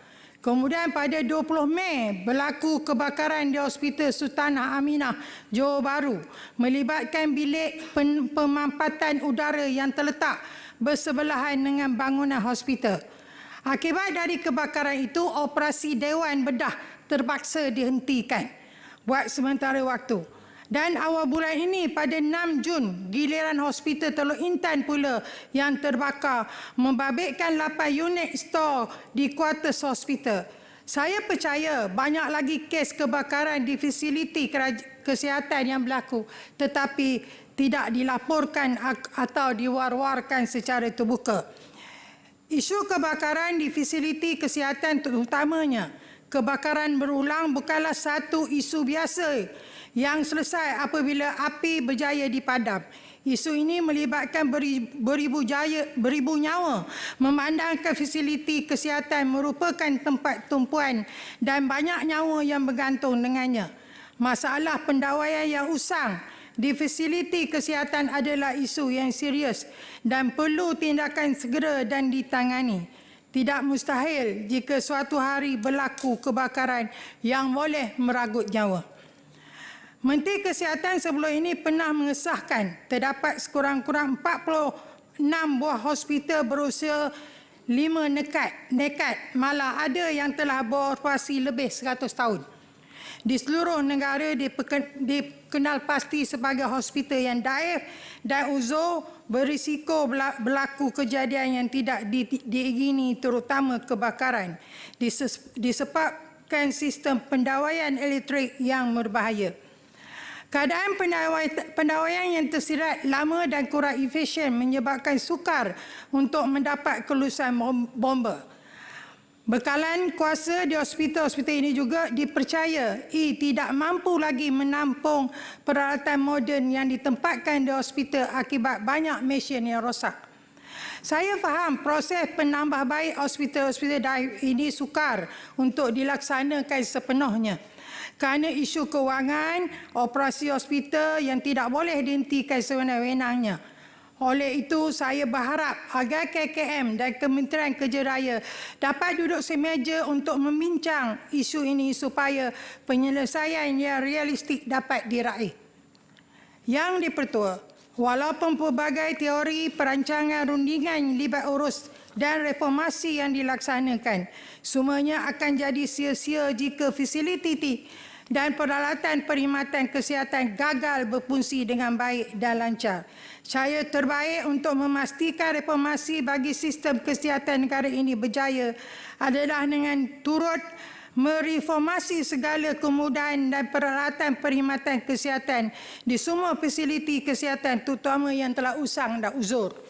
Saya percaya persediaan guna tenaga dan prasarana kesihatan adalah yang paling penting bagi menepani sebarang cabaran dan krisis kesihatan pada masa yang akan datang. Sistem kesihatan yang komprehensif dan efisien adalah penting dalam memupuk keharmonian masyarakat kesejahteraan penduduk dan sosioekonomi Malaysia. Sekian, terima kasih. Dengan ini saya menyokong Kertas Putih Kesihatan ini. Terima kasih Yang di-Pertua. Terima kasih Yang Berhormat Datuk Johannes Abdul Aziz juga menepati waktu. Tahniah, mudah-mudahan ini akan berterusan. InsyaAllah kita teruskan dengan mempersilakan Yang Berhormat Manolan Muhammad untuk menyampaikan perbahasan. Silakan. Terima kasih Datuk Seri Yang di-Pertua kerana memberi ruang dan peluang kepada saya untuk terlibat di dalam perbahasan Kertas Putih Kesihatan ini. apapun saya mengucapkan terima kasih kepada kerajaan khususnya Kementerian Kesihatan kerana telah mengeluarkan satu kertas putih ini yang memberi manfaat dan juga satu plan jangka panjang untuk kesihatan rakyat Malaysia. Dan ia merupakan satu sistem kesihatan yang menyeluruh dan secara holistik untuk kesihatan agar lebih mampan berdaya maju saksama untuk seluruh rakyat Malaysia. Bagaimanapun Datuk Seri Yang di-Pertua, sekarang ini kita memang sudah ada sebenarnya. Saya mengucapkan terima kasih juga kepada kerajaan. Khususnya ini memberi satu kebaikan dan juga satu manfaat kepada golongan B40, di mana sekarang ini kerajaan telah memperkenalkan itu skim dipanggil skim Peka B40. Itu skim peduli kesihatan untuk kumpulan B40, di mana ini memberi manfaat ramai yang telah mohon, yang telah masuk hospital ini, dan juga My Salam, iaitu skim takaful perlindungan kesihatan secara percuma diberikan kepada pesakit. Dan yang terbaru Datuk Seri Yang di-Pertua, dalam bajet baru-baru ini pihak kerajaan telah memperkenalkan itu skim perbuatan madani, iaitu rawatan asas percuma yang diberikan di klinik-klinik swasta ini. Dan ini juga memang memberi manfaat yang banyak kepada rakyat di luar sana. Lebih-lebih lagi sekarang ni ramai juga YB Senator tadi yang mengatakan bahawa hospital dan juga klinik-klinik kesihatan ini memang congested kalau kita pergi Datuk Seri Yang di-Pertua. Pagi-pagi kalau kita pergi pukul 7 pagi pun nombor dah habis kadang-kadang. Kita sampai beratur tengok nombor dah habis. Terpaksalah balik. Mereka kata kena datang pukul 2.30. Pukul 2.30 pun tengok dah habis juga nombor giliran untuk nak dapat rawatan. Jadi apabila kerajaan dah memperkenalkan perubatan madani ini, kita harap boleh memberi manfaat kepada seluruh rakyat, khususnya di luar bandar ini. Kerana klinik kesihatan ini agak jauh di bandar dan hanya sebuah saja, tapi terpaksa menampung jumlah pesakit yang ramai. Maka ini bagi saya satu langkah yang baik dan terima kasih kepada kerajaan. Datuk Seri Yang di-Pertua, saya tengok di dalam bab 1 ini, dalam buku putih kesihatan ini, isu dan cabaran sistem kesihatan kita. Kalau kita tengok di sini, memang Kementerian Kesihatan ini mendapat satu bajet yang kedua besar di dalam kementerian ini selepas Kementerian Pendidikan. Tetapi kita tengok tahap kesihatan dan juga tahap prestasi perubatan sistem kesihatan kita, klinik kita, hospital kita ini dah meningkat. Kalau dibandingkan, kalau kita tengok dengan negara-negara yang lain, kita bukan di bawah, kita ke atas. Tetapi kita tengok juga dalam tempoh 20 tahun, kita tengok dalam laporan ini, tahap kesihatan rakyat itu semakin menurun. Ini nampak berbeza. Jadi saya nak tanya ke kementerian, kenapa ini boleh berlaku? Fasiliti kesihatan itu meningkat, tetapi tahap kesihatan rakyat itu menurun. Dan ini bagi saya satu bebanan dan kos bagi kerajaan untuk nak menanggung kos-kos perubatan ini. Dan saya tengok juga di muka surat 19 ini, tahap obesiti rakyat Malaysia ini 15%, iaitu yang berumur 18 tahun ke atas. Kalau kita banding dengan negara-negara lain, ada 2%, 6%, di Filipina, Singapura 7%, tapi Malaysia 15%. Jadi mungkin Kementerian Kesihatan kena buat promosi berkala lah kepada rakyat Malaysia ini supaya kurangkan lepak malam, makan malam, nanti obesiti meningkat dan penyakit bertambah. Datuk Seri Yang di-Pertua, seterusnya saya ingin menyentuh berkenaan doktor pakar Datuk Yang di-Pertua. Kita tengok hospital ini memang banyak. Ini contoh di Bera, di tempat saya. Hospital ini baru dibina, bukan baru, lama dibina, tetapi baru siap. Baru siap. Dibina mungkin dalam tempoh 15 tahun saya rasa baru siap. Itu pun dah ada masalah. Tapi fasiliti kesihatan dan pesakit yang pergi ke hospital ini, kebanyakan mereka dirujuk di hospital Temerloh kerana mungkin alat-alat perubatan itu berkurangan. Jadi kita memang canggih ataupun ada hospital-hospital yang baru, tetapi kelengkapan itu harus dipertingkatkan. Ini saya minta Kementerian Kesihatan untuk nak tambah. Sebagai contohnya ini mesin hemodialisis ini. Ramai orang pergi ke klinik kerajaan dan juga kadang-kadang di pusat hemodialisis swasta untuk mendapatkan hemodialisis ini kerana mesin-mesin ini terhad dan kurang dan setengah tempat ini tiada. Jadi pesakit yang mendapat rawatan kena hemodialisis ini tiap minggu, mungkin seminggu 2 kali mereka kena pergi, tapi alat ni tak ada. Jadi saya minta pihak Kementerian Kesihatan kena tengok yang ini. Dan yang seterusnya adalah berkenaan dengan klinik kesihatan desa. Ini khusus di luar bandar. Saya baru balik daripada pos pasik di Gua Musang, Kelantan. Nak pergi ke kampung ini 4 jam saya naik kereta. Baru Sabtu lepas saya pergi ke sana. Klinik kesihatan desa ini memang cantik, Datuk Seri. Memang cantik. Tempat mewah, semua cantik, ada kipas, ada lampu, memang cantik, baru dibina dan hanya ada meja pesakit satu sahaja. Tetapi yang lain tidak ada. Tidak ada nurse di sana, tidak ada alat untuk nak cek kesihatan ini, tidak ada ubat di situ. Jadi kenapa kita membina satu bangunan yang cantik, yang menarik, tetapi kita tak gunakan fasiliti ini dengan baik? Dan saya bersetuju dengan rakan-rakan yang lain, khususnya di luar bandar ini, kita harus meningkatkan tahap kesihatan ini dengan menambah jumlah anggota, ataupun kita mesti melatih penduduk tempatan di situ. Sekurang-kurangnya boleh mereka beri ubat kalau demam sikit-sikit ke sesama, tak perlu pergi ke luar bandar. Ini tak perlu ke bandar. Ini kos bagi mereka untuk menanggung kos perjalanan dan sebagainya. Jadi yang terakhir, Datuk Seri, yang dipertua adalah berkenaan dengan surat pengesahan daripada JAKWA. Ini orang asli ini bila dia masuk hospital mendapat rawatan, mereka akan mendapat rawatan secara percuma, tetapi dengan syarat mereka mesti mendapatkan surat pengesahan daripada JAKWA yang mereka ini orang asli. Tetapi mereka dah masuk ke hospital dan kadang-kadang ada pengiring yang mengiringi mereka.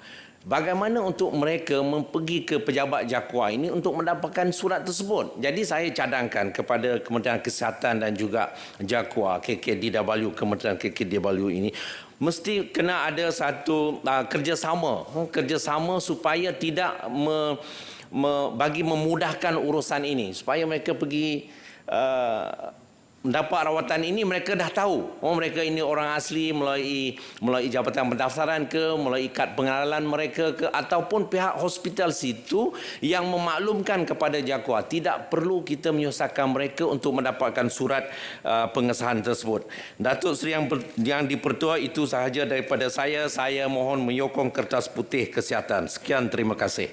Terima kasih Yang Berhormat Manolan Muhammad. Mudah-mudahan perkara yang disebut itu diberi perhatian oleh Kementerian Kesihatan, insya-Allah, terutama untuk sahabat kita orang asli. Sekarang saya mempersilakan pula Yang Berhormat Datuk Paul Igai untuk menyampaikan perbahasan. Silakan. Terima kasih Yang Dipertua. Negara memanglah memerlukan satu dasar reformasi sistem kesihatan melalui kertas putih yang kita akan bincang hari ini.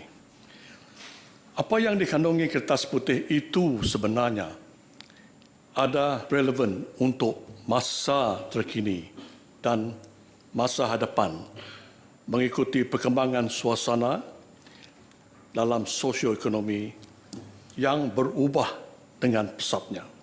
Ini juga sebabnya mengikut statistik lebih 20 tahun ini tahap kesihatan rakyat semakin menurun.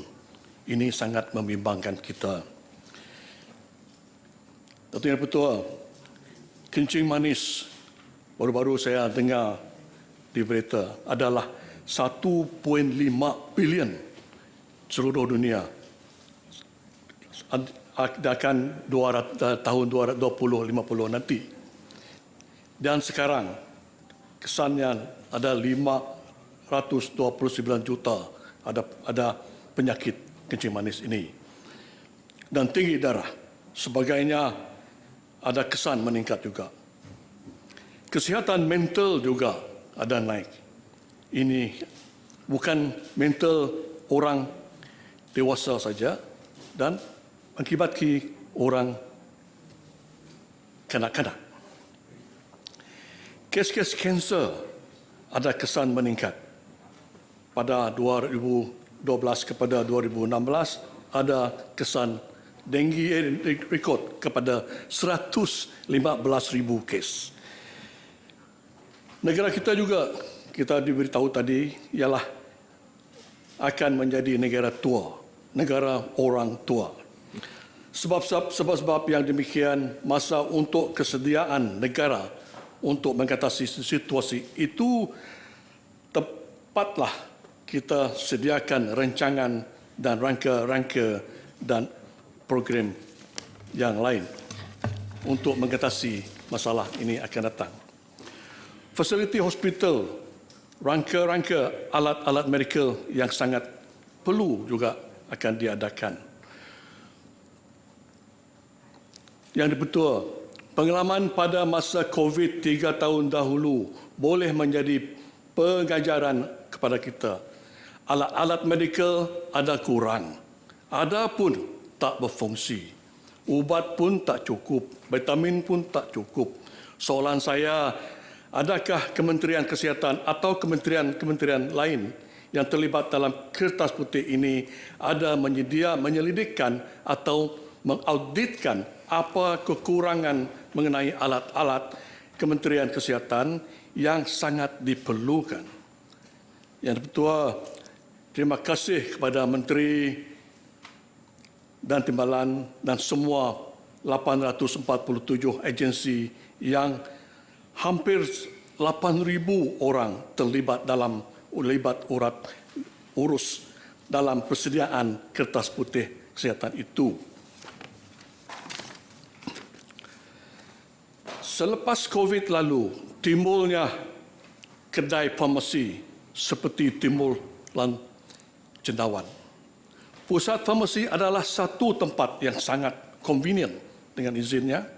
Soalan saya, Yang Ketua, adakah perkhidmatan farmasi ini dikawal selia oleh Kementerian Kesihatan Malaysia untuk mengesankan adanya ubat itu tulen dan memenuhi syarat dan pegawai farmasinya juga ada di tempat kedai ini setiap masa.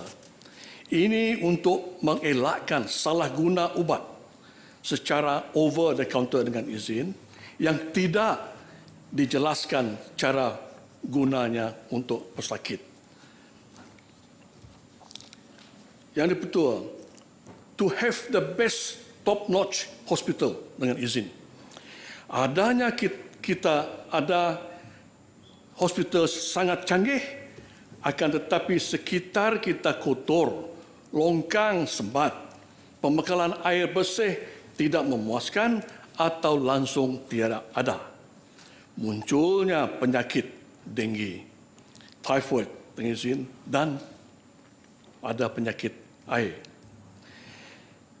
Kita kerap kali dengar aduan dalam Dewan Rakyat dan Dewan Negara ini mengatakan kita tak cukup spesialis di hospital. Soalannya, apakah sebab ini? Dato' Yang Ketua, perkhidmatan di bawah pelbagai agensi kerajaan perlulah saya fikir kerjasama dengan pelaksanaan kertas putih ini oleh Kementerian Kesihatan.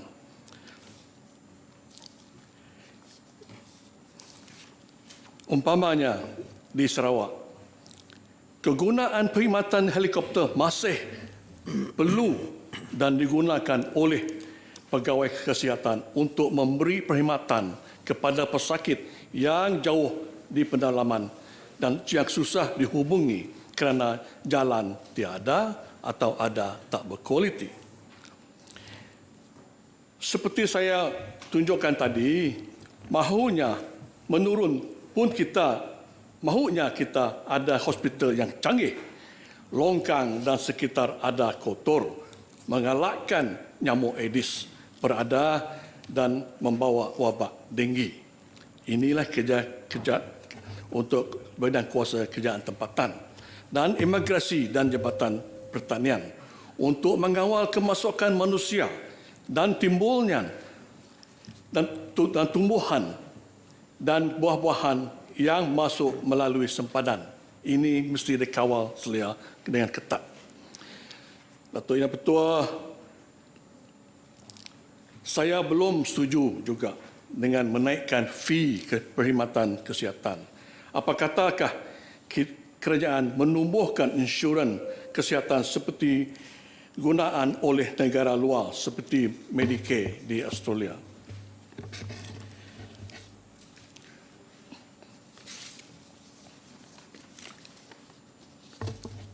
Sebelum saya mengakhirkan ucapan saya beri terima kasih kepada kementerian dan dengan ini saya sokong usul kesihatan kertas putih kesihatan Kementerian Kesihatan. Dan sebelum saya duduk, saya beri salam Malaysia Madini dan salam segulai sejalai. Terima kasih. Terima kasih. Salam Madani. Jangan salah sebut jadi hero Hindustan. Terima kasih Yang Berhormat atas ucapan, perbahasan dan juga dalam tempoh yang cukup waktunya. Tahniah. Sekarang kita teruskan dengan mempersilakan Yang Berhormat Datuk Wira Dr. Muhammad Hatta Mat Ramli menyampaikan ucapan. Terima kasih Datuk Yang Dipertua, rakan-rakan sekalian. Saya juga ingin turut membahaskan isu yang memang sedang mendapat perhatian seluruh negara setelah diwar-warkan di dalam Dewan Rakyat yang lalu. Dan kita terlebih awal juga mengatakan sokongan kita terhadap usaha untuk meningkatkan program kesihatan di negara kita yang memang pun telah berjaya selama ini. Kadar kematian bayi di Malaysia ni, Datuk Yang Dipertua, bawah daripada 30 tahun ataupun 3 kematian bayi daripada 3 kematian bayi daripada jumlah 1,000 kelahiran. Itu adalah satu jumlah yang menggambarkan tahap kesihatan kita yang cukup baik. Begitu juga kematian ibu yang dikaitkan dengan bersalin adalah sangat rendah di Malaysia berbanding dengan sebahagian negara-negara lain di ASEAN ini. Menggambarkan juga bahawa usaha yang telah dibuat oleh kerajaan selama ini telah berjaya. Namun ada downside-nya pula dengan izin. Kita berhadapan dengan penyakit non-communicable diseases yang menjadi antara punca-punca kematian yang tinggi dalam negara kita. Yang ini kita nak usahakan. Saya ada impian, Datuk, I have a dream lah. Nak dapatkan satu perkhidmatan kesihatan yang murah, yang lengkap, ada semua. Macam yang ada di Hospital Kuala Lumpur contohnya. Dan juga kelicinan rawatan short menunggu waktu menunggu di klinik lah yang pendek macam di hospital swasta. Macam mana kita nak dapat tu kombinasi kebaikan daripada dua-dua sistem perkhidmatan swasta dan awam, Tapi saya rasa tidak mustahil kalau kita hari ini dapat laksanakan transformasi dan reformasi kesihatan ini, kita akan dapat kedua-duanya. Satu perkhidmatan yang lengkap, tak perlu menunggu waiting time untuk pembedahan ke, untuk membuat scan ke, tidak akan panjang. Waktu menunggu di klinik pun ringkas, dan kita berjumpa dengan pakar-pakar yang hebat-hebat. Ini semua walaupun kita katakan impian, the dream, tetapi ianya bukan mustahil kerana tempat-tempat lain pun sudah mula melaksanakannya. Kita juga diberitahu oleh Timbalan Menteri tadi bahawa out of pocket belanja kita untuk kesihatan sampai 34%. Apa-apa yang lebih daripada 20% mudarat katanya. Saya rasa ini patut ditangani dengan segera. Kerana ada negara lain di ASEAN, Thailand misalnya, di Indonesia disebutkan tadi 9% di Thailand, itu satu program kesihatan yang accessible kepada rakyat, yang mampu ditangani oleh rakyat. Tapi kita kalau 34% menggunakan wang poket kita untuk mendapatkan satu perkhidmatan yang baik, kita masih lagi di peringkat boleh diperbaiki. Jadi kertas putih ini bertepatan. Ya. Di penghujung pembentangan tadi dikatakan akan ada pemantauan, ya Tuan Menteri, ya, pemantauan oleh task force. Yang ini kita kena buat segera. Tak perlu tunggu setahun dua, ya. Kita harus pantau berterusan. Ya. Kalau boleh setiap bulan, ya, kenapa tidak? Kalau boleh lebih awal daripada itu, kenapa tidak? Artinya satu task force yang bekerja sepenuh masa, ya, melihat pencapaian di setiap sudut. Untuk itu berlaku, kita tak boleh bergantung pada hanya kertas putih seperti ini. Kita memerlukan apa pelan tindakannya, detailnya tu, ya.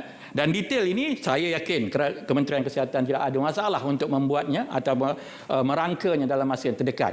Apa yang saya nak cadangkan ialah supaya pemantauan ini dilakukan oleh suatu kelompok yang sungguh-sungguh komited untuk memastikan pencapaiannya dengan segera dikesan kelemahannya. Ya, kalau perlu dicadangkan tambahan peruntukan, ya, perlu dicadangkan dengan segera. Kalau ianya perlu melibatkan parlimen, satu jawatankuasa pilihan khas parlimen yang ada tentang kesihatan, jadikan mereka sebahagian daripada pemantau ini. Ataupun kita ada pakar-pakar yang lebih ramai, ya, di luar sana yang boleh menjadi pemantau, yang bekerja berterusan. Barulah kita boleh tengok pencapaiannya, dan kita perlu mulakan sebelum tahun 2024 atau yang dipertua, ya. Lulus hari ini last ni, ya. Ini dah last ni, ini bukan rang undang-undang yang memerlukan tanda tangan yang di-Pertuan Agong. Ini kertas putih yang apabila peringkat terakhirnya ialah Dewan Negara, terus kita laksanakan. Dan kita akan melihat pencapaiannya apabila kita mengambil aspek-aspek yang disebutkan oleh rakan-rakan tadi, health financing, ya, pendanaan kesihatan. Ini dah lama sejak tahun awal 80-an, Datuk Seri, yang saya terlibat sama dengan Kementerian Kesihatan ketika itu. Sudah ada pakar-pakar dilantik daripada luar negara, dalam negara. Sampai hari ini kita belum berjumpa lagi satu sistem health financing yang dikatakan boleh, ya, memudahkan pembiayaan bagi seluruh rakyat, membuatkan perkhidmatan kita accessible financially, ya, dengan izin. Ya, ini saya rasa kita ada pakar-pakar tempatan. Kita ada Profesor Syed Muhammad Al-Junaid, Profesor Universiti kita ada bekas pimpinan Kementerian Kesihatan, Datuk Dr. Rohaizat Iyon, Dr. Rosita Halina. Ini semua pakar-pakar lokal kita. Ya, kalau kita nak import yang luar pun okey, tetapi segerakan penggunaan ilmu mereka ni untuk kita menyusun satu sistem pendanaan yang baik. Kemudian kita juga harus menyusun pentadbiran kesihatan. Sehari dua ni ekoran daripada COVID-19 kita lihat, ya, pengambilan doktor, ya, penempatan doktor yang habis kontrak tak disambung dan sebagainya. Isu-isu ini dalam usaha kita untuk mentransformasi perkhidmatan kesihatan kita tak boleh lagi timbul, yang betul. Mesti ditamatkan masalah-masalah tersebut kerana kita mempunyai kepentingan dan keperluan menyegerakan, ya, penyusunan pentadbiran yang baik. Fasilitis kesihatan saya rasa ianya memerlukan dana yang besar. Kita hanya belanja 2.2% daripada KDNK disebut tadi, ya, untuk kesihatan. Sedangkan negara lain paling tidak pun 4.4%, 6%. Artinya kita jauh daripada itu. Tetapi nak buat macam mana? Kewangan negara kita diperuntukkan untuk macam-macam usaha membasmi kemiskinan, pendidikan, ketenteraan kita. Memang kita di peringkat asas memerlukan kewangan. Apapun dengan 2.2% KDNK ini, kita perlu pandai menguruskan keuangan kita supaya dapat kita laksanakan pembangunan, pembinaan, ya, pembaharuan klinik-klinik kita yang disebutkan tadi, ya. Kerana ini juga akan menggambarkan kejayaan usaha transformasi kita, ya. Semuanya bagus tetapi klinik tak bagus, tak jadi juga, ya. Jadi dengan kombinasi ini semua, Tuan-tuan, saya keyakinan kalau kita sokong dan saya menyokong kertas putih ini, kita akan berjaya melakukan transformasi tersebut. Sekian, saya mohon menyokong. Terima kasih Muhammad Datuk Wira Dr. Muhammad Hatta Mat Ramli atas tambahan cadangan penambahbaikan sebagai tambahan pada rakan-rakan yang berhormat sebelum ini. InsyaAllah semua mudah-mudahan diberi perhatian oleh Kementerian Kesihatan. Dan seterusnya kita lanjutkan dengan mempersilakan yang berhormat Tuan Roderick Wong Siew Lit untuk menyampaikan ucapan. Silakan. Terima kasih Datuk Seri yang di-Pertua. Yang dimuliakan Tuan Speaker dan ahli-ahli yang berhormat, Senator yang saya hormati. Selamat petang saya ucapkan dan salam Malaysia Madani. Tahniah dan syabas saya ucapkan kepada Kementerian Kesihatan, terutamanya Menteri dan Timbalan Menteri serta pasukannya kerana telah mengeluarkan Kertas Putih Kesihatan demi masa depan kesihatan rakyat kita. Datuk Seri yang di-Pertua, pandemik COVID-19 ini telah membuktikan dengan jelas bahawa sektor kesihatan merupakan satu sektor yang amat penting kepada negara, terutamanya dalam aspek ekonomi, kesejahteraan sosial dan keselamatan negara, dan betapa perlunya bagi negara untuk menumbuhkan atau memperkasarkan lagi sistem kesihatan negara. Ada beberapa perkara yang ingin saya ketengahkan berkenaan dengan Kertas Putih Kesihatan ini.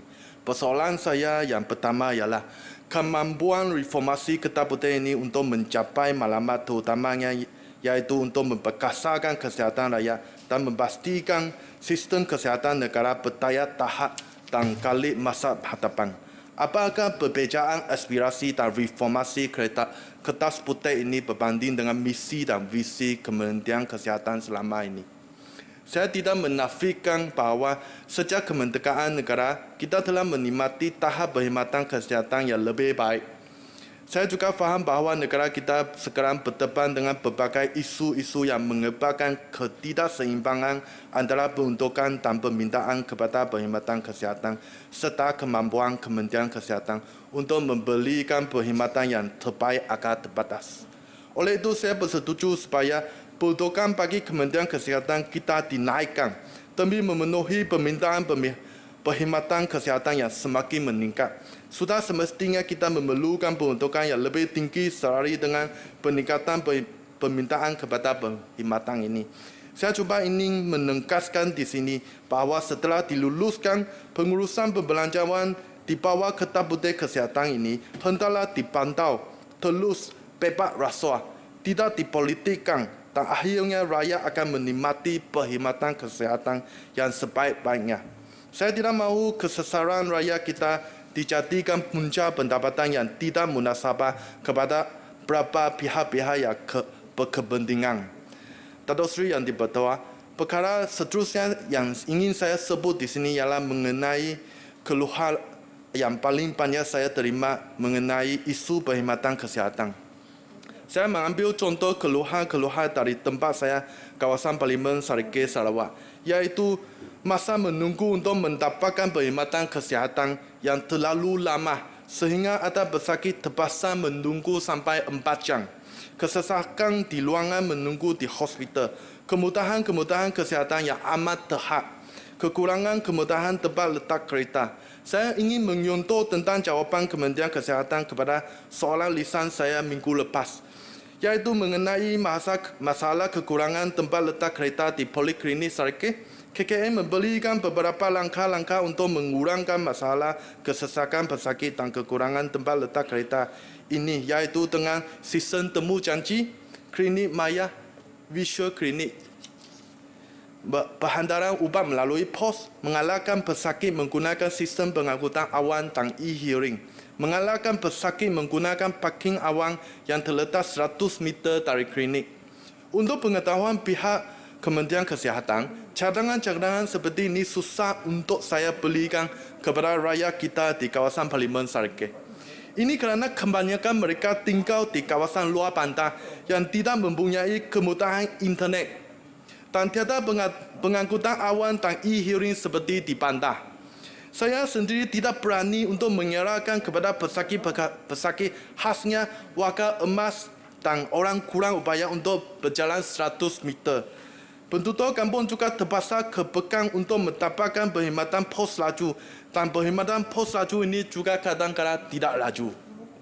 Oleh sebab-sebab ini, saya sangat berharap agar reformasi Kertas Putih ini hendaklah bersifat anjak, inklusif dan saksama.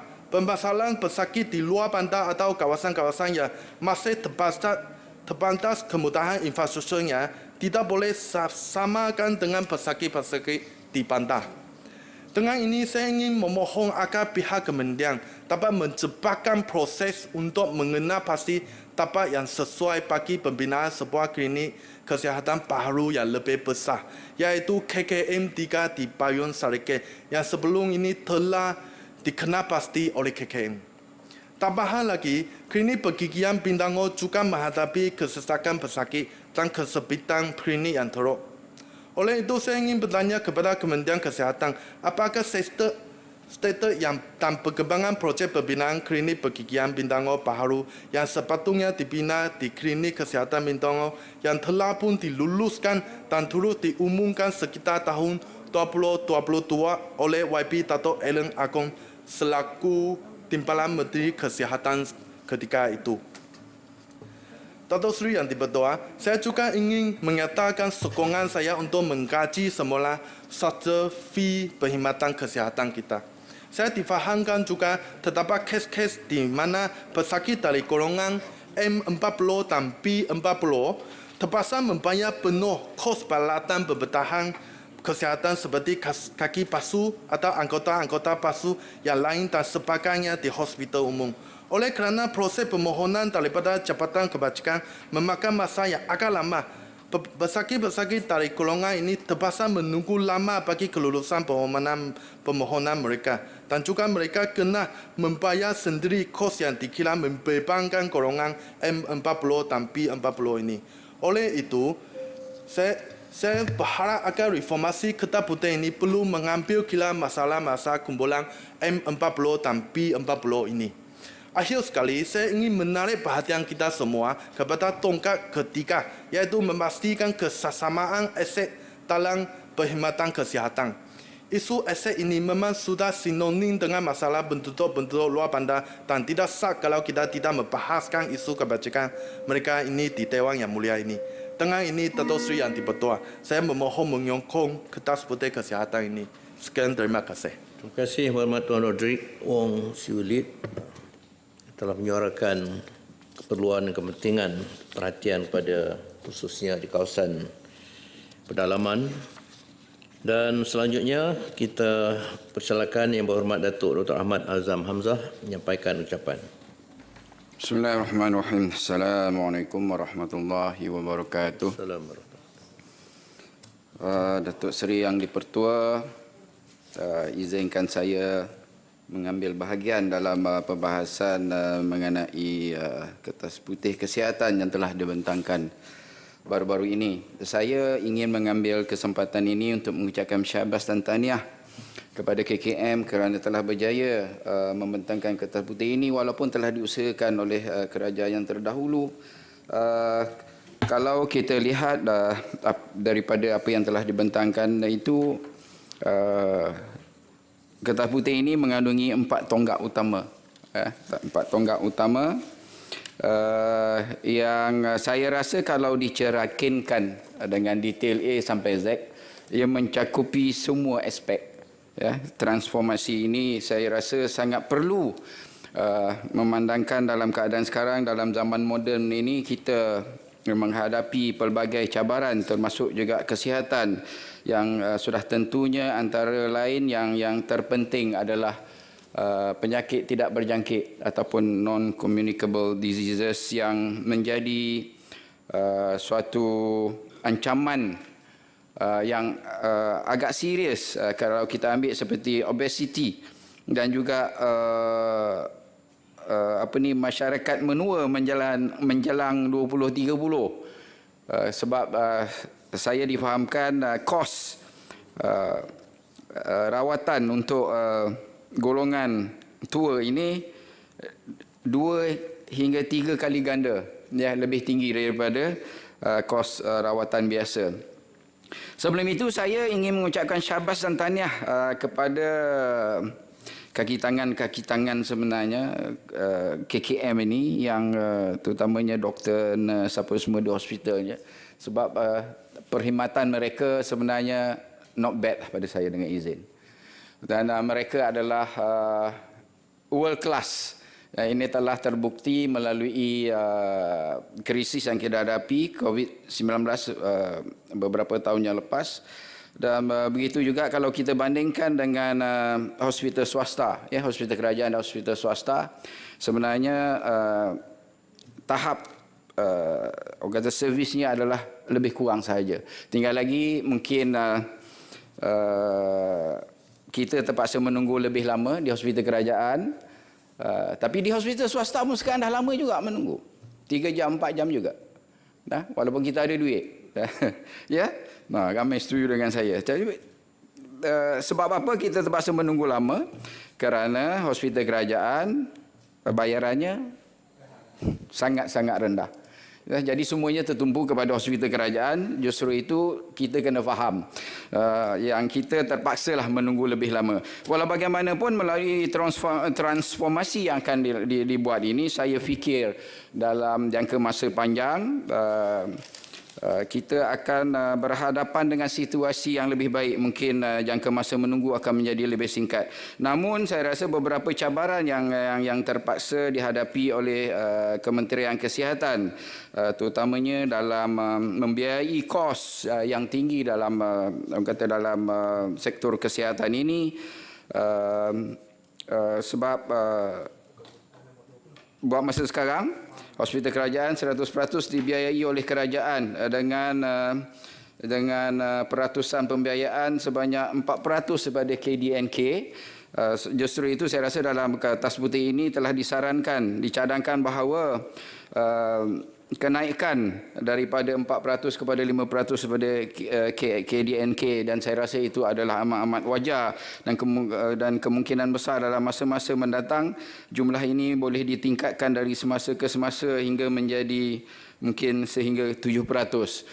Walau bagaimanapun saya rasa kerajaan perlu juga lihat kepada aspek-aspek lain ataupun cara macam mana mendapatkan dana daripada selain daripada kerajaan. Contohnya mungkin sebagaimana rakan-rakan saya cadangkan tadi, mungkin dari aspek insurans kesihatan, tapi perlu dilaksanakan oleh kerajaan, ya, supaya segala-galanya akan lebih terjamin. Saya rasa mungkin sistem caruman yang dilakukan oleh tabung haji itu mungkin boleh jadi satu kajian juga, ya. Di samping kita mencarum dan kita juga dapat membiayai orang kata skim kesihatan kalau kita mendapat rawatan di hospital-hospital kerajaan. Di samping itu saya rasa satu perkara yang sangat-sangat mendesak adalah rekod EMR ni, saya rasa. Saya tak pasti kenapa kita mengambil masa begitu lama untuk melaksanakan rekod elektronik di hospital atau di keseluruhan KKM. Kalau kita lihat kita punya JPJ sudah lama, sudah bertahun-tahun mengadakan rekod elektronik, computerized, Jabatan Pendaftaran Negara. Saya rasa sudah belasan tahun. Tapi kenapa di hospital sehingga sekarang kita masih belum dapat melaksanakan sistem electronic medical record ini? Dan saya rasa yang akan menjadi lebih penting juga adalah ELHR, Electronic Lifetime Health Record. Jadi maksudnya kalau kita pergi hospital mana pun dia akan ada rekod, termasuk hospital swasta, sepatutnya begitu. Tetapi sekarang ni kalau kita nak saya daripada Seremban, kalau saya Seremban saya nak ke hospital Serdang, kena angkut semua data-data. Jadi daripada Seremban ke hospital Serdang. Sebab hospital Serdang tidak boleh akses sistem rekod di hospital Seremban. Jadi saya rasa ini perlu disegerakan, ya, perlu disegerakan supaya perkhidmatan itu akan menjadi lebih efisien. Dan saya juga tertarik dengan salah satu langkah yang akan dilakukan ialah kerjasama di antara swasta dan juga kerajaan. Tapi masalah ni saya rasa jurangnya terlalu besar, terlalu besar. Kalau hospital swasta mungkin kita bayar, katalah nak buat bypass 70,000, ya. Sedangkan kalau kita buat di IGN mungkin yang kita terpaksa bayar mungkin 3-4 ribu dia kot, kalau kena bayar pun, kalau tidak pun percuma. Jadi bagaimana jurang yang besar itu dapat kerjasama yang berkesan dapat dilakukan. Tetapi walau bagaimanapun saya rasa kita perlu ada kerjasama terutamanya di segi kepakaran. Sehingga sekarang hospital besar Seremban, hospital negeri pakar jantungnya tak ada, masih belum ada, saya rasa sudah bertahun-tahun tidak ada. Dan juga pakar urologi sampai sekarang pun belum ada. Jadi kalau ada masalah buah pinggang, masalah batu karang contohnya, kena pergi hospital lain, contohnya mungkin hospital Serdang. Jadi kalaulah ada kerjasama dengan hospital swasta, tapi bagaimanakah kaedah yang berkesan yang boleh dilaksanakan supaya kita dapat kongsi perkhidmatan kepakaran itu utamanya. Dan bagaimanakah orang kata usaha yang akan dijalankan supaya kita tidak kehilangan pakar-pakar di hospital kerajaan. Ya, jadi ini pun adalah satu perkara yang penting juga supaya di masa akan datang jurang perkhidmatan antara swasta dan kerajaan itu tidaklah begitu jauh sangat. Seperkara lagi saya rasa yang sangat penting. Boleh sikit lagi Tuan Speaker? Sikit dah. Seminit. Saya rasa tumpuan perlu juga diberikan kepada aspek-aspek kesihatan ya. Kalau kita lihat daripada orang kata diagram yang dikemukakan dalam kertas putih ini, iaitu capaian kesihatan kontribut 20% ya kepada kesihatan. Sedangkan 80% itu adalah dipengaruhi oleh aspek-aspek sosioekonomi, persekitaran fizikal, tingkah laku kesihatan. Ya, jadi 3 perkara besar ini bagaimana KKM boleh menjadi peneraju, boleh menjadi urus setia. Sebab dalam perkara ini saya ambil contoh yang paling mudah sekali. Kalau bersukan, salah kasut pun boleh jadi sakit pinggang, boleh jadi sakit tengkuk. Tapi persoalannya kita nak konsult siapa? Kita nak jumpa siapa? Nah, cycling contoh ramai beratus-ratus orang cycle. Kalau saya tengok di sepanjang lekas, tapi adakah mereka buat perkara yang betul? Adakah mereka belajar dulu sebelum start cycling, sebab mengayuh basikal? Jadi adakah bersukan itu baik ke untuk mereka sebenarnya atau lebih mudaratkan kepada mereka? Jadi kepada siapakah mereka nak refer dengan izin. Jadi saya rasa inilah persoalan-persoalan yang perlu diselesaikan kerana kita perlu perhalusi 80% ni perkara yang besar supaya ia akan jadi preventif bukan treatment. Dah berlaku nak ubat jadi mahal. Tetapi kalau kita boleh mengatasi sebelum orang kata medianya menjadi penyakit, mungkin kos untuk prevention itu adalah jauh lebih murah. Jadi sekadar tu saya sangat-sangat menyokong kertas putih ini. Terima kasih. Terima kasih Muhammad Datuk Dr. Ahmad Azam Hamzah. Mungkin satu pada pergasan beliau dalam ucapan tadi, keperluan kolaborasi antara pihak hospital awam dan swasta. Saya teringat dulu ada diwara-warakan strategi Lautan Biru, Blue Ocean Strategy. Kita tak tahulah setakat mana sekarang ni BOS itu masih lagi menjadi amalan. Jadi ini juga satu pandangan yang mungkin boleh diperhitungkan. Baik, kita lanjutkan dengan Yang Berhormat Datuk Aziz Sitin. Silakan Muhammad.